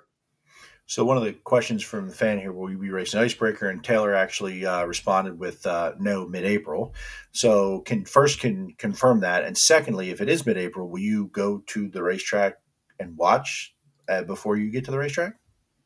I'm planning on, obviously, my biggest thing is more so getting the engine. We got a new motor coming from Don Ott, and it's going to kind of come down to when that arrives. So, I think we might get it, beginning mid-March at this point. But for what the schedule's looking like, if I could get out, maybe I doubt the Icebreaker, but maybe that second week or right before the Outlaws, I'd be okay with that. But I have no intentions of running the Outlaw shows with no time on the track at that point. It's not really worth it. So if we can get in before that, we'll definitely do that. And really after the Outlaw shows, we'll be game on, ready to go. I mean, fan questions are pretty good, honestly. Yeah. I can't hate on these fan questions. Go ahead, So Jimmy. let's just go right back here. This isn't really a question, but this is from Kelly Donnelly. Hi, Chase. I admire your determination and discipline in putting your race team together. Thank you, Kelly, for the comment there. Yeah, I'm going to Yeah. lean into that one real quick, and I've been watching a lot of your social media, and that's where I was going to ask. The last one was you've kind of hit on social media here a little bit. Was that something that you thought would kind of catch on like it did, like the TikTok? I think it's TikTok's where you've had the biggest success so far, right? Or YouTube? Honestly, just about everything I kind of has been pretty equal. And honestly, that's a big subject, I think, especially in the sprint car industry. And you see people like David Gravel. He's done a hell of a job building a fan base, and obviously he's had a very big fan base to begin with there. And Swindell Speed Lab, I'd say, was one of the first in the sprint car aspect to really blow that up. And, they've built an awesome brand behind that and given the fans a whole different experience, which is the point. And for me, my goal is to simply let everyone know what's going on, because in this society, in this generation, that's all people want. They want to know what everyone's up to at all times. That's why we're on here right now. People are they want to see you. And honestly, it allows you to show off your personality, interact with people that you probably won't ever see at the racetrack, or if you do, it'd be the first time meeting them, and they're not afraid to come up to you because they feel like, hey, I've had this conversation with this person. That's what it's all about. So you wouldn't imagine just how well the social media works, especially for the younger, the younger kids, the teenagers. Like, I've had a number of kids just come up to me, not even afraid to just come have a conversation or just say some simple words. They're not afraid to, and that's what you want. You don't they want to see you, they want to be able to interact, and that's my point behind it, as well as just keeping people in the loop with what's going on. And you obviously don't see a lot of teams and those drivers over the winter, so to be able to just kind of show your face and put yourself out there at any time is obviously great for your fans or even new people that might not even know you. So I emphasize social media extremely, just because you can reach anyone at any time, and frankly, it's free. All you got to do is spend a little time in it, and you can it could be I'd say 30 minutes, an hour, or 15 seconds to make a simple little video and at least entertain someone. So I highly recommend any up and coming driver to do that. I highly recommend any current driver, no matter what stage of your career you're in. Billy Dietrich's doing a hell of a job with his YouTube channel. That's what I was going to say. Yeah. Follow that a bunch. Well, just the entertainment, like, for Billy, they just show how much fun they have. For me, they're going to see a whole different aspect. Like, look, I'll talk to anyone, and anyone that comes up to me, I'll talk to them as long as I can. But when it comes race time, it's game on, and my expectations are different than others. So it's just it's a way of showing off your personality and who you are. And like I said, everyone's different, so it's perfect for anyone to do. And I love that you kind of said that, and you talked about the grind in the 7 years. The grind is paying off right now, because if you didn't have the grind and you didn't build a fan base, and I attended Lincoln Speedway a lot last year, and if I saw, for every Dietrich, for every Macri shirt I saw 2 Chase t-shirts. So you have a hell of a fan base in this area. So to watch it be kind of public what happened last year, what you are doing moving forward, and now you're putting yourself out there with the fan base you already have, and you are, like you just said, you're kind of just out there. You're comfortable. Well, it could be uncomfortable, but you're comfortable enough with it to just show it. And yours is very fact-based. Hey, here's what this is. Here's what I'm doing. Again, very different styles between Billy and yourself, but it's very, very effective. And that is, obviously, we're here talking to social media, and we're fans. I'm a fan. These guys are fans. But sponsorship and sponsors and potential business partners for your program, you're not only keeping your fans up to date and being educational, informative, putting yourself out there, entertaining your fan base, but now you have exposure to that much more people, not just on a weekly basis on Flow or Dirt Vision or at the racetrack, but now you have a social media presence, and that makes you more of a viable partner for a sponsor. So kudos to you. I think what you're doing is genius, even though it's so simple, right? It's everybody be like, oh, I need to do more social media. But if you don't have a following, it's easy to say I'm going to start social media. Where you have an advantage, that grind over that 7 years talked about is you grinding and creating a fan base and creating something that people want to see what Chase Dietz is up to. And you're kind of just like harnessing that at the right time, at the right place. So, kudos to what you're doing. And, Jimmy, Chris, and I have all talked about that a little bit. Like, I think it's great timing to talk to somebody like you with a social media presence where you can be a good example for guys. And I'm friends with Kyle Keene, if you know Kyle a little bit. Yeah. And he's went to college, he's educated dude, and he big on the social media. But it is also hard during the off season because sometimes there's just not much going on. Now you're in a different spot where you have Right. a lot going on, where he's just said, hey, the motor's out, car's been sitting up on on blocks, there's not much happening. That's hard for these racers to feel motivated to get out there and do some social media and like, what am I going to talk about? What am I going to do? But I think you can be a good example for a lot of these guys that it's not their specialty in a sense where they can, maybe not feel comfortable with it.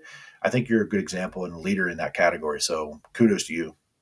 I appreciate that. And I mean, along with that, for anyone that's, I know Aaron Bollinger, he's been starting to do a little bit more, doing a YouTube channel and stuff. And, just kind of exchanging some messages back and forth with him was more so for him just kind of getting used to being behind the camera. And look, I get it, but I kind of forced myself to because I could see I see the benefit behind it, and you can see it anywhere. It's just kind of getting creative. And look, I'm not the best at it. I just learn every single day, even if it's just a simple video. Hey, it's something out there. And the more you do, the more you're in front of people. It's no different than these brands, these major brands, Nike, your I don't know, brand of clothing, whatever it may be. All they do is push that stuff in front of you. Now that they're there to sell, but when it comes to trying to build a brand yourself and maybe not sell to people, but just kind of get some backing and support from fans either at the racetrack or away from the racetrack, it's simply you got to get out there and put your face in front of it all. So it's, like I said, major, and I highly recommend any person, no matter if we're in racing or not, to just get on it, and it can definitely benefit you and any goals that you're trying to reach. Let's take another fan question here. From Mackenzie Henry. This is a good one. You talk about gaining experience. What do you define as success? Winning, losing, talking to other racers' teams, talking to mentors? I think you kind of already mentioned a little bit winning, but... Yeah, I mean, that's a great question, Mackenzie. I know I've seen her liking some of my stuff, and she's purchased a few T-shirts and stuff, so thank you for that. I think to answer your question, the biggest thing I take out of that's the mentor aspect. Been able to meet a lot of great people over the years, and without the success and with it, you're able to have that those interactions. And hell, just last week, or I guess a couple weeks ago now, I was in Jamaica for Brendan Raymer's wedding, and it was kind of one of the first times that you see Fred and everyone around the races all the time, but it's a whole different atmosphere. So for me, it was kind of one of the first times I was actually able to talk with Fred, and also Freddie. Like we compete every week, but we don't really talk at all. I'm more closer with Brandon than anything, but it's just it was cool to be able to talk with them guys, actually have a conversation with them, especially away from the racetrack, because it's a different deal then. But just also some of the awesome people that I've met in the last year that have been able to help me out. Just had a couple people at the shop here over the weekend that were, just wanted to have, was able to meet up, and I'm able to throw some questions off of, and they give me some, very good feedback. And, when it comes to the racing, it's a tight community, but it's awesome to see, the guys that have been in it for so long and have had major success, just be able to talk to you. It might not be a guy that has all that much experience or success, so they just don't care. It's just the family that we have, I'd say, in racing is just, we don't care who you are. It's just, you're a part of it. And we're happy to be able to talk to you. It's just no different than this podcast. Yeah, it's something that we really we like, getting everybody's story out there. You know what I mean? There's a lot of stories that people don't know, in the area, and this is a good way to do it. Absolutely. This is a popular question in the chat and something we were going to get to, but let's go with Joe Bergeron here. How's the car coming along? What race are you most excited for to see us? Can't wait to see you on the track. Car's coming along all right. We're still waiting on just a few small parts to kind of get it all but done, and really just waiting on the motor at that point. So we're getting there. It's been a long well, it seems like a long process, but things have honestly come together very quickly for us to be able to even do this. But just waiting on a few things, and we'll have the car just about done, I'd say, in maybe probably 2 weeks, as long as we get some of these parts right away. But other than that, engine gets here, we're popping that in, firing up, and be ready to go. But it's coming along well. And as far as races, I haven't necessarily looked too much into that quite yet. I'm more interested in the kind of the Williams Grove schedule right now, just because they pay the best. And when you're looking at it from a car owner aspect that I got to now, that money makes a difference. And they're one of the best paying tracks in the area, and have the best races in the area. So other than that, I definitely plan on being at Lincoln. I consider that kind of my home track, but I'd like to see them get some more money and better races in there, and kind of let us know, because it's kind of unknown really at this point. So we'll see about that, but definitely Lincoln and Grove will kind of be the mix, and if it's going to be kind of dependent on how things go as well. But I definitely wouldn't put out any of the other events in the area that we might not, but we might be able to get to and might decide to do. So we're kind of open about anything at this point. I saw that you teased something maybe about possibly taking the wing off. Yeah, we actually not with the 410 deal, but I will be racing some Silver Crown dirt shows this year. We're not going to run every single one, but we will. I think we might just miss 2 of them at this, what we're planning on, and that's going to be a whole separate team. That actually started with my dad, his actually his shop teacher from high school. He had helped him through his younger years in sprint cars and stuff. And when he retired, he said he had wanted to buy a Silver Crown car or a midget, and decided on the Silver Crown car. So can't thank Bruce Lee enough. He's operating that whole side of things. It'll be operated out of our shop, but it's going to be a kind of a new venture, and definitely excited for it. And I think I'm more excited just to be around a different environment with different people, aside from just the Central PA world where, I've been for a long time. So the chat's taking over our jobs. Yeah, the chat's pretty much asking all the questions we wanted to ask you. So let's go Joe Bergeron again. And this kind of will lead into some other stuff. Do you plan on heading to the Eldora Million? I wanted to ask you you kind of already mentioned about how things pay, high limit and stuff. How do you feel about all that? And do you plan on trying to hit anything outside of those tracks? Honestly, I'd like obviously the Eldora Million, there's a lot more prestige around that, more than the money, but I think it would definitely be badass to be able to go out and do. We have a Silver Crown race with the 4 Crown Nationals there at the end of the year. So even maybe just a trip to Eldora might happen, no matter if it's the Million or not, but we'll see. As far as the high limit shows, the ones in the area, or even just kind of close and nearby, are definitely not out of my radar. Kind of see how we're racing and how well we are. If we're going pretty well and think we can go out there and maybe run pretty decent, then I think it's definitely worth doing for the pay that they're going to be putting out. So it's definitely cool to see a new series come out like that. Definitely put up the money for it. And like I said, as far as what I'll be as a car owner, it definitely interests me. Good deal. Chad Poe asks, will you be testing at BAPS before your race if fans were to come out and see you? We may. It kind of depends on, I guess, the time frame. But if we don't get out there before the Outlaws and stuff come in March, we might probably just end up there. Plus, we'll probably end up testing the Silver Crown car before that. So we'll make sure to keep everyone in the loop. Shout out Chad, by the way, chiming in. Played softball with Chad as a younger adult. Got to know Chad a little bit. Shout out, see Chad at Williams Grove a lot. He's a Beer Hill gang member for sure. Seen him on the hill once or twice. just once or twice though. One more question here from Luke Ritz. Like you said about looking at races differently, how does becoming a car owner change your perspective on this upcoming season? Great question.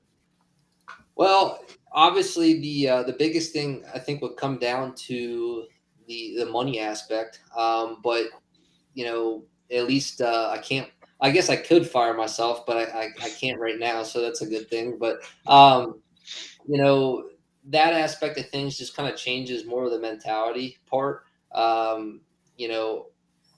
Not if you don't have 6 cars and 6 motors sitting in your shop, I'd say hell with it. Go out there and run the piss out of it. You tear one up, you tear one up. But that's kind of where that mental aspect will come into play. But for me, I went into this knowing that, and my goal is just to simply win races. So if I need to do what I need to do, I'm gonna take it, and I'll risk that threat of maybe spending a little more money if need be. But at that point, if I'm kind of just playing it by ear at that time. So like I said, it depends on how things go throughout the season. But our goal is to run 30 shows and kind of go from there. But it's always there's always an if and but, and you don't know. You really don't know night to night or lap to lap. So anything can happen. You could have a good year, you could have a bad year, you could have both. It all depends. So at that point, you just go and run and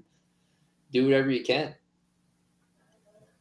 Chris, what do you got for us, buddy? You kind of touched on it. I was going to piggyback off that with how your driving style might change now that you're kind of footing the bill for anything that may or may not happen there, and you talk about the race selection and things like that. So how would it change, or is it I'm here to win and you have a job to do and you'll worry about the other stuff come Monday? Yeah, I mean, basically that's how I'm going to take that into the racing and in each event. I know I'm capable of winning races. I know we're going to be capable of winning races. It's just a matter of, like I said, those factors where some of those things you can't control, and kind of leave it to that. If I mess up and I hop a guy's right rear, put it in the fence, then hey, that's on me. But at that point, all I can do is yell at myself. So right, it's your toy, right? Yeah, exactly. Break it. Yeah, and I mean that's the difference. And till I understood what I was doing here as a matter of knowing that, look, this is going to take time to build to where exactly I want it. And, I don't know exactly where I want to get it to. Maybe say in 5 years, that's like a touring, maybe trying to go race with the All-Stars or, race 100 races a year. I don't know, but my goal is just to simply start it and kind of go from there. A lot of guys just won't start something. They'll, you can talk about it all day, but till you actually get working on things, and that's when shit starts to happen. So we're gonna kind of just go into it, knowing we got some time, and put all this into it and build it from here. The you mentioned earlier kind of the people of this, and who do you have helping you out? Obviously, this Chase guy is pretty important, but you said kind of like building all that together. Has that been kind of a challenge with the people, or is that something that's sort of like, hey, I'm here, man, I'm your guy, let me help you out? Well, I mean, in all honesty, like as far as the team goes, and I think Brent Marks talked about this in Sprint Car and Midget and a few other periods of time throughout the season, just talking about the spectacular year that they had. It's more of the team and the chemistry and the people. Obviously you need to have the equipment, you need to have, the setups and, be as good as you possibly can and run the wheels off of it. But it all starts with just the environment and the mentality for everyone. Everyone needs to be on the same page. Everyone needs to be, at that same level as what I would say is myself right now, from the car owner driver aspect. I want these guys to, have that energy like myself. And we're going there to win races. We're going there with, planning on, we're ready to go when we get to the track. No messing around. It's going to be serious stuff. And, frankly, when it comes to racing, that's how it should always be. You're, honestly, as a driver, you're putting yourself on the line out there. Sometimes you don't think about that because that's just part of it. But, you can get injured. So if someone's not paying attention on the team, and something falls off the car, then, hey, you don't want that, but you also don't want that on that person. So, as far as the team goes, I have a few guys that have been with me for a long time. My dad will be helping me out this year. Ward Fulkenroth, he's kind of tagged along last year and helping me out this season. And just having those guys together that are meticulous and looking to have those same results and expectations and goals.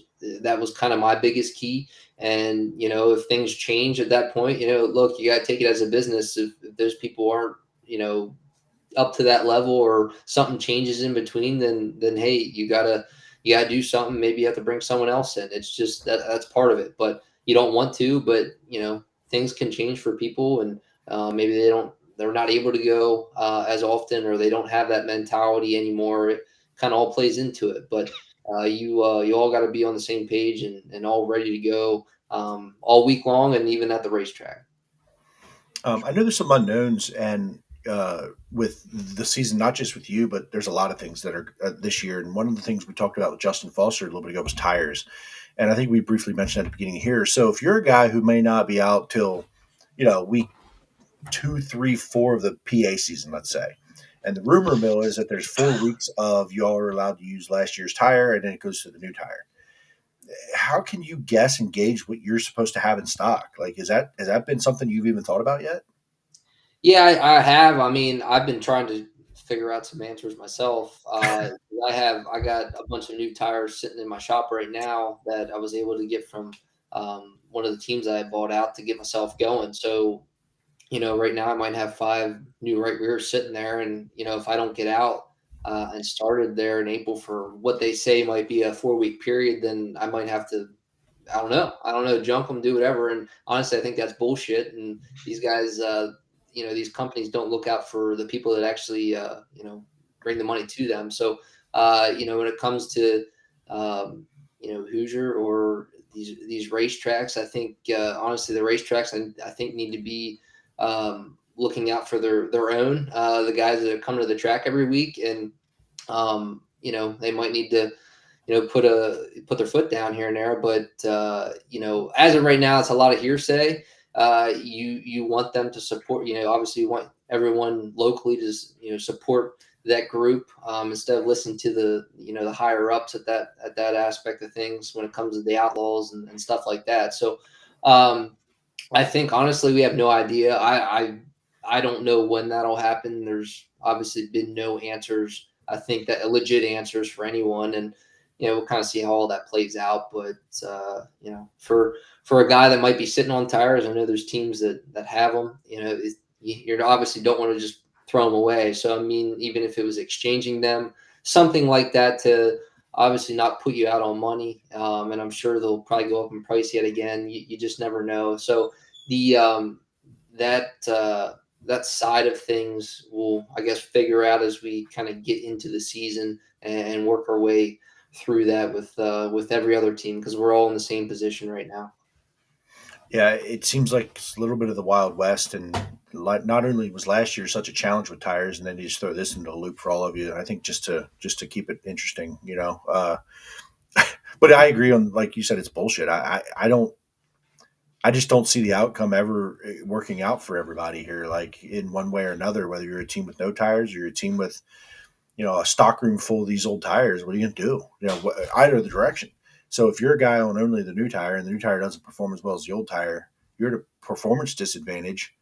But you know what I mean? Like, it just, I just don't see it ending in a good way yet. I mean, maybe there's some clarity we'll all find out, but I just think it's. I think that's. Go ahead. Sorry. Well, I think the big thing comes down to, you don't want guys just throwing these away and having to buy new. And that's where the uncertainty comes into play. And I don't think that'll happen. I really wish that won't happen. But it's more of everyone working together, aside from World Racing Group or anyone else mandating any of this. And, even aside from tires, and just kind of doing what we need to do that makes sense for everyone. And tires are tires. We've changed them obviously over the years.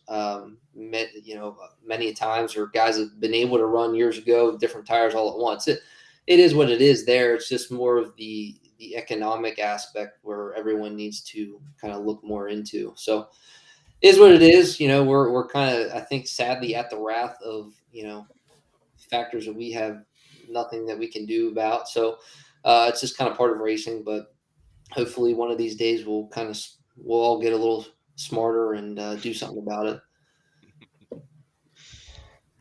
I was just gonna say, I think what they should be giving you is a little more clarity in what the plan is, and maybe like an adequate transition period. Absolutely. Well, and that's that seems like a no-brainer to me, but that's just me. Yeah, and I think that's the biggest part, even aside from just tires and even like the racetracks in general. It'd be nice to know what's going on week to week sometimes. Like, we go to our local tracks sometimes and we don't even know what the hell's going on. Sometimes guys don't even know that there's time trials because they decide they're going to do time trials, midway through the week. And hey, look, this is what we're doing. Well, them guys might have planned on not being there if that was the case. So put it on your schedule. You know what I mean? Tell me what's going on. And it's not that hard to do when all you gotta do is post it somewhere on social media, like you said. Thousands of people can see that. But it blows your mind sometimes the sense that's kind of put into some of this. But like I said, we some of that we don't have any control over. So talked a lot of business. Let's have a little fun. Question I've had for everybody here last few weeks, and this is going to be my question. I think this is what I'm going to do every week with every driver. Stop stealing mine. You pick two drivers. One driver that you love racing around, you have a blast with, no matter what, and for the most part, right? And then one driver who you just struggle with, whether it's getting past, passing them, they're a pain in the ass to race around. It's difficult. One of each. And when I say the negative one, right, it has a negative connotation. Doesn't mean you dislike the person. It's just the race car driver, like the Ryan Newman, right? Hard to pass. Can't get around this guy. Or you could hate him. It's up to you. Past. I mean, you can hate him, but I don't need the world to know that you hate him. That's up to you. Yeah, I mean, obviously, I've raced with a lot of guys over the years, and some that might not even be in it anymore. But I don't know, just from like a local level, even racing Lincoln every week. I would kind of go back to just Lincoln because that's primarily where I'd be. But Tyler Ross, being able to race with him, we always normally race each other pretty hard, but we're pretty clean. And we're good friends, even outside of racing. We've both been in the 75 car kind of back and forth. And, we give each other shit about that here and there. I'd say Tyler, he's definitely fun. He's fun to be around, fun to race with. And I've raced with him even through 58 days and we've had some good shows there. But, I'd say it's not even on the negative end. I think it's more of just the other end of competition that I think drives me for pretty damn hard week to week. Would definitely be Freddie. Him and I feel like we kind of honestly we race ourselves. We race pretty clean, and we race damn hard. And I feel like week to week we're like on a normal night at Lincoln. It's like we got to fight. The first one to fight to the front, is pulling, have a very good chance of pulling off a win. And I feel like we're in that boat. But, I think he pushes me pretty damn hard. And, I like that. That's what you need is competition. And, another guy like Danny, you get the shits of him going past you here and there. Obviously, anyone like that, those guys drive you. And that's what makes the area, I think, so competitive because everyone just pushes one another, as hard as possible. And, you look at the guys like Marks, you can go out and away from Pennsylvania and go win these races against the best in the country. I'd say he is one of the best in the country and in the sprint car world in general. So it's just, you want those guys, you want to be able to race with those guys week to week. Sometimes you might not be able to, but when you have that chance, freaking take it. So, no, I think any driver is just always a matter of racing as hard as possible at that point. And those guys that do and race you hard at all times instead of, just when they see you, that makes a big difference. I agree, and you mentioned something there at the beginning in that first fast car to the lead, and that's been a Lincoln like staple with handicapping, and the way Central PA does the handicapping, and the winner starts no better than 12th, and or the average points or average money earned. The first fast car to the lead is the winner a lot of times, right? So that's that race to the front between yourself, Freddie, Danny, whoever else is coming through the field that week. That's like that weekly fast car. Williams Grove is a little bit that way, but you can get that Williams Grove race where, that fast car gets out front and it doesn't matter who's behind them. They might win that race. Where Lincoln, I feel like sometimes it's like that first fast guy to the lead, it's over. And you just got to beat them there, right? So Freddie's starting 8th and you're starting 11th that week. It's like, I not only have to pass all those cars, I got to pass him too before he gets the lead. So that's one of the things I've always loved about Lincoln. And, when I grew up as an early, young adult, I watched Fred do that for years, and it was between him, Dan Dietrich and Chris Esch and, some of those guys and Jim Siegel. And it was like the first fast car to the lead, and whoever that was that night. And it's still that way. And that's one of the things I love about Lincoln and the close racing that's there. Yeah.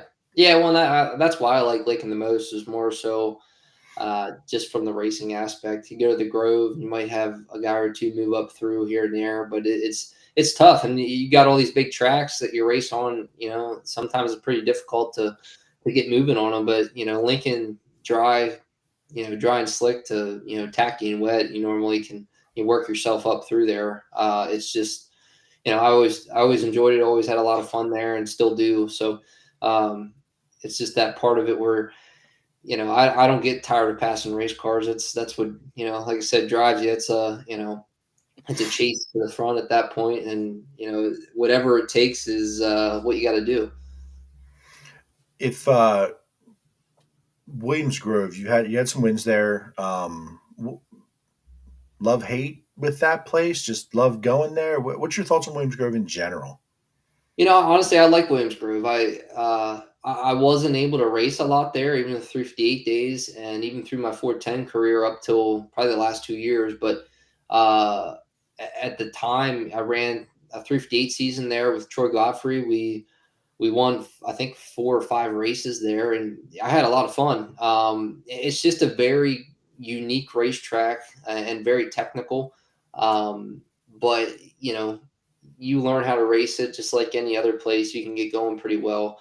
And I fought for a number of years just being angry and agitated about the fact that I couldn't pull off one in the 410 at the Grove. And we pulled off one, let alone 2, and we got, I feel like we were pretty good there on a normal night. But it's just like I said, you can't put yourself behind the 8 ball. But when it comes to handicap shows, it's a different ball game at that point. So I enjoy it. I'm looking forward to honestly getting back this year and kind of dialing in the time trial side of things, and that's where it kind of all comes down to anymore. But I'm ready to get back. I'm ready to get back pretty much anywhere. It doesn't really matter. But I'm definitely looking forward to it. I'd say the Grove's still on my good side right now.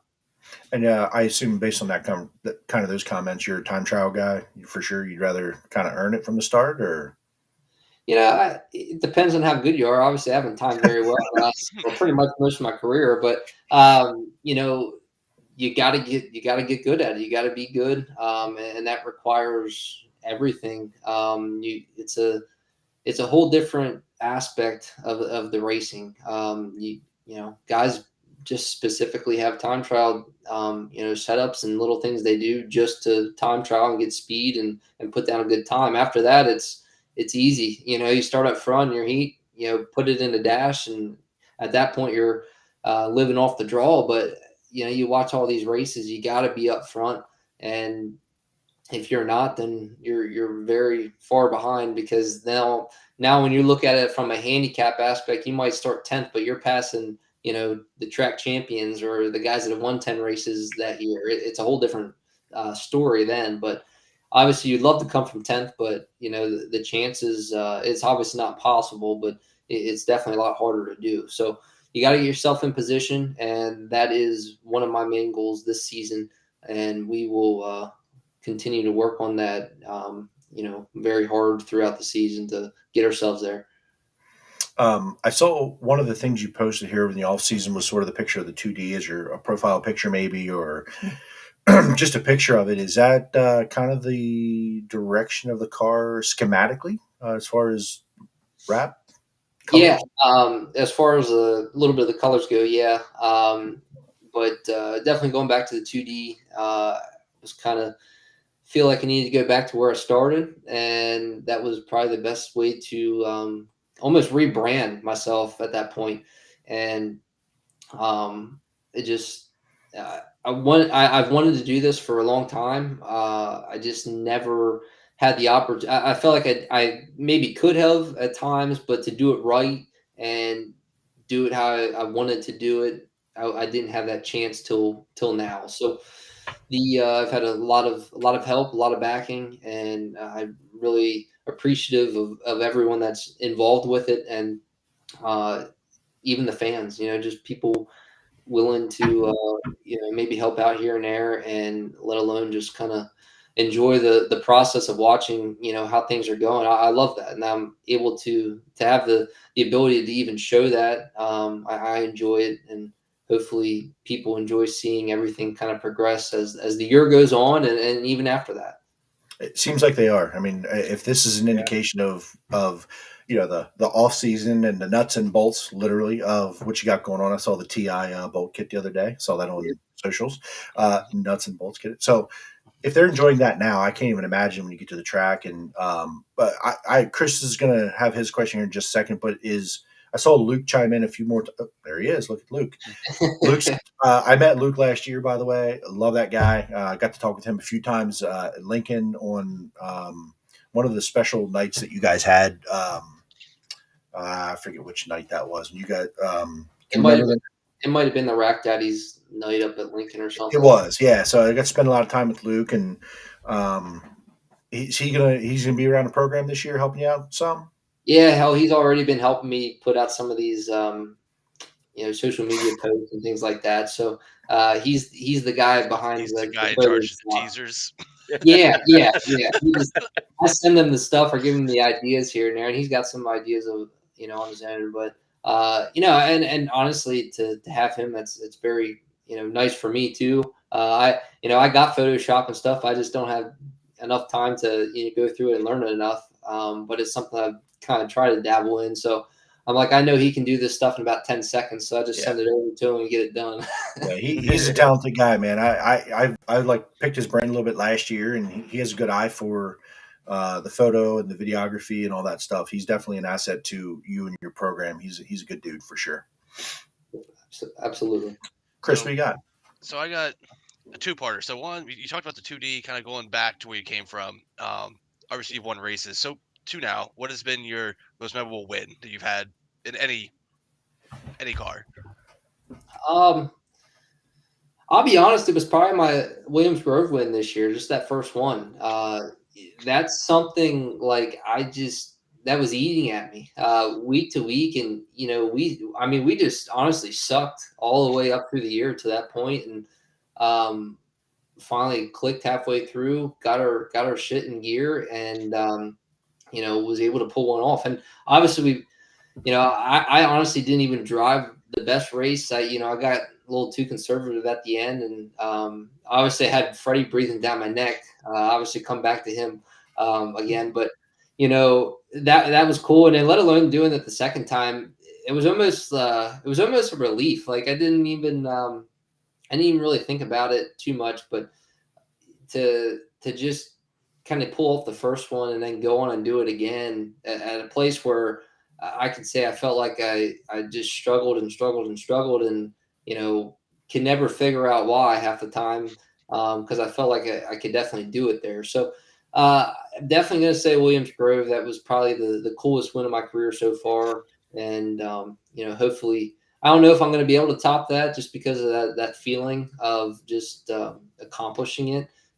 And hopefully I'm able to maybe do that with some of these bigger races down the road for me. But that's always going to kind of hold a special place for me. Sure, and you kind of led right into it. So looking now ahead to a race that you would really want to win, what race would that be? Any race, anywhere.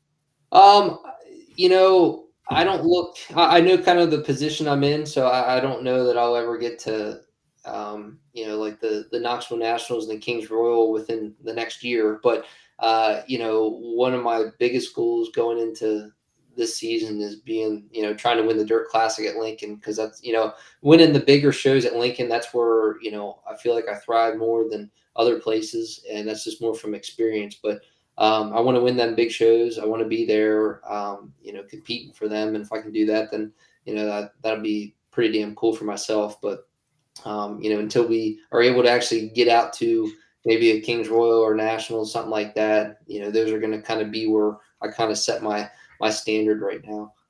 Hell Sure. yeah. We'll get you out of here, dude. Thanks for taking so much time. I know it's late. Absolutely. Here. Tell us a little, thanks some sponsors, man. Some shout outs, some people that have helped you out so far. What you still need for the year. What's going to help you get up and down the road here? Well, I got to start out by thanking Stevie Carr and Sean Fulkenroth at Carmel Industrial Services for just the significant help to, you know, basically they've been behind me for a number of years, Stevie especially, but they've helped me a ton to get myself up and going.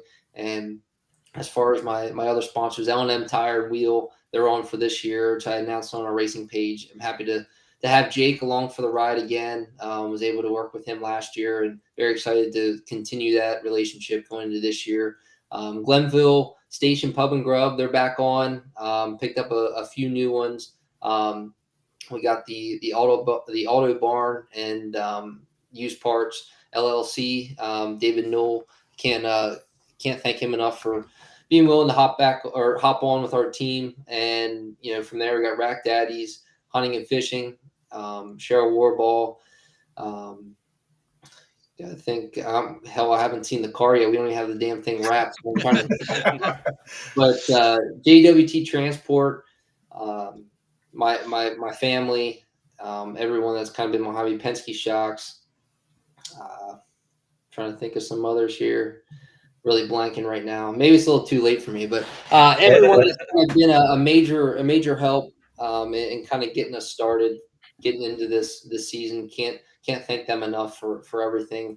My wife for dealing with this for me, the you know, going into this year, and, you know, the number of years we've been together. Can't thank her enough. But yeah, and as far as what was the rest of your question there? I can't remember now. That was it. Sponsors, man. Just kind of, you know, sort of the thank yous and what else you might need for the season. You still have some space on the car, I assume. You always could use more. Yeah, I mean, hey, sponsors are obviously great in any aspect, and, you know, we got a few spots we can definitely put people. So everything helps to get us to the next race, maybe a tire, you know, one night at the track, whatever it may be.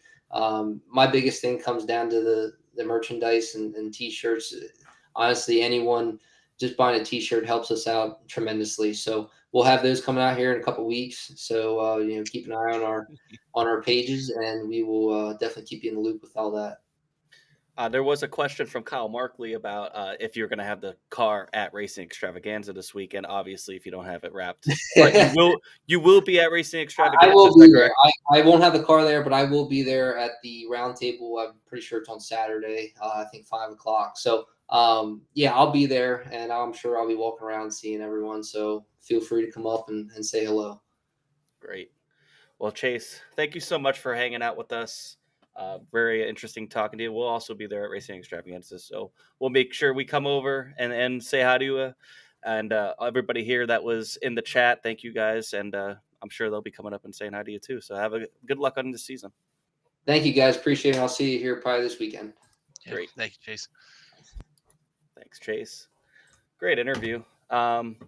Just really, you know, trying to see into his mind there on his mindset coming into the season with a brand new deal here. You know what I mean? So it was interesting kind of seeing his mindset, to how he's approaching the season versus, say, like Jordan Givers a few weeks ago, where they're not necessarily, they want to win, but that's not their goal, if you will. Like, they want to, you know, hit the races where they can make money. And you touched on it a little bit. So it's really interesting seeing the mindset change and the difference between, owner drivers and how that goes about. So that was really intriguing for me. Yeah, I agree.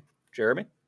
A couple things. I think it was really cool and kind of refreshing to see. Even as an owner, like I've been a Brent Marks fan for a while, as everybody knows, and he kind of lived that life of like owner, driver, take care of my stuff, think of the business. And a lot of these guys that have, maybe not an inventory stock full of parts and, it's not their dime. There's thought there. Like, do I do this? Do I make this move? Do I do it? And it was kind of refreshing to hear him say, I'll fix it. I'll get more. I may not be there every week, but I'll figure it out. I'll do it. Like, send it. Right. So I love that mentality. I mean, it's not my money, so I guess it's easy to say that from my perspective, but to go out there and think of the money or the investment and run fifth because you don't want to take the chance. I love the attitude. I think you can go win a lot of races. I mean, the opportunity, a lot of confidence there. A lot of confidence. I love it. I mean, again, and I think with him, you've seen his progression the last couple of years in the other two, the 75 and the 39. You've seen him be more consistent as the guy at the front with Freddie or Williams Grove winning. Like he's not like running mid-pack. Like he's a contender week in, week out. So he knows what he's doing. He has the talent and he has the mental mindset to will win races. And I think that's a big part of this when you go leap into the deep end like Chase is doing. For sure. That was awesome. He just looks like he's like a guy that's doing all the things right, building his team and also his social media following and his fan engagement and just, it just seems like he's doing all the right things. And I'm hoping for some success for him here this year. Yeah, I mean, he definitely looks like he's been taking notes, the last 7 years in that grind. And if I did it, this is how I would do it. And he has the opportunity to have that impact and have that, immediate and long-term impact over his own future and other people that help him out and his race team. So,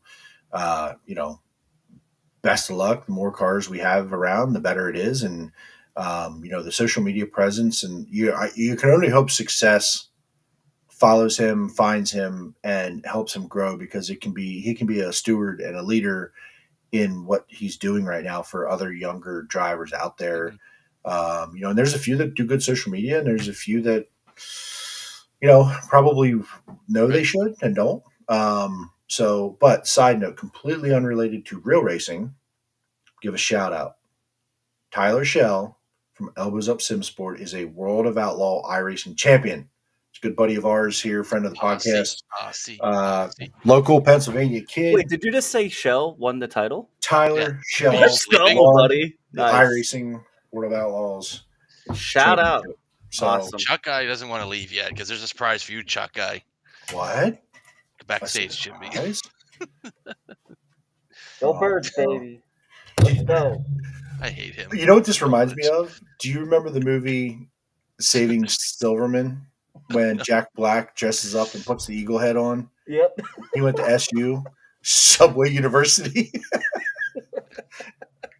Bro, I don't know why that's what that reminds me of. I was thinking of more of like Stroker Ace and the Chicken, but whatever. That too. But awesome for Tyler Shell. Yeah, shout out Tyler Shell, man. I can say I beat him one time, heads up, and I've beat a World of Outlaw champion one time. How's that? And I beat Jay-Z one time, so I beat Jay-Z, who also beat a champion. Therefore, you were the World of Outlaw champion. Basically.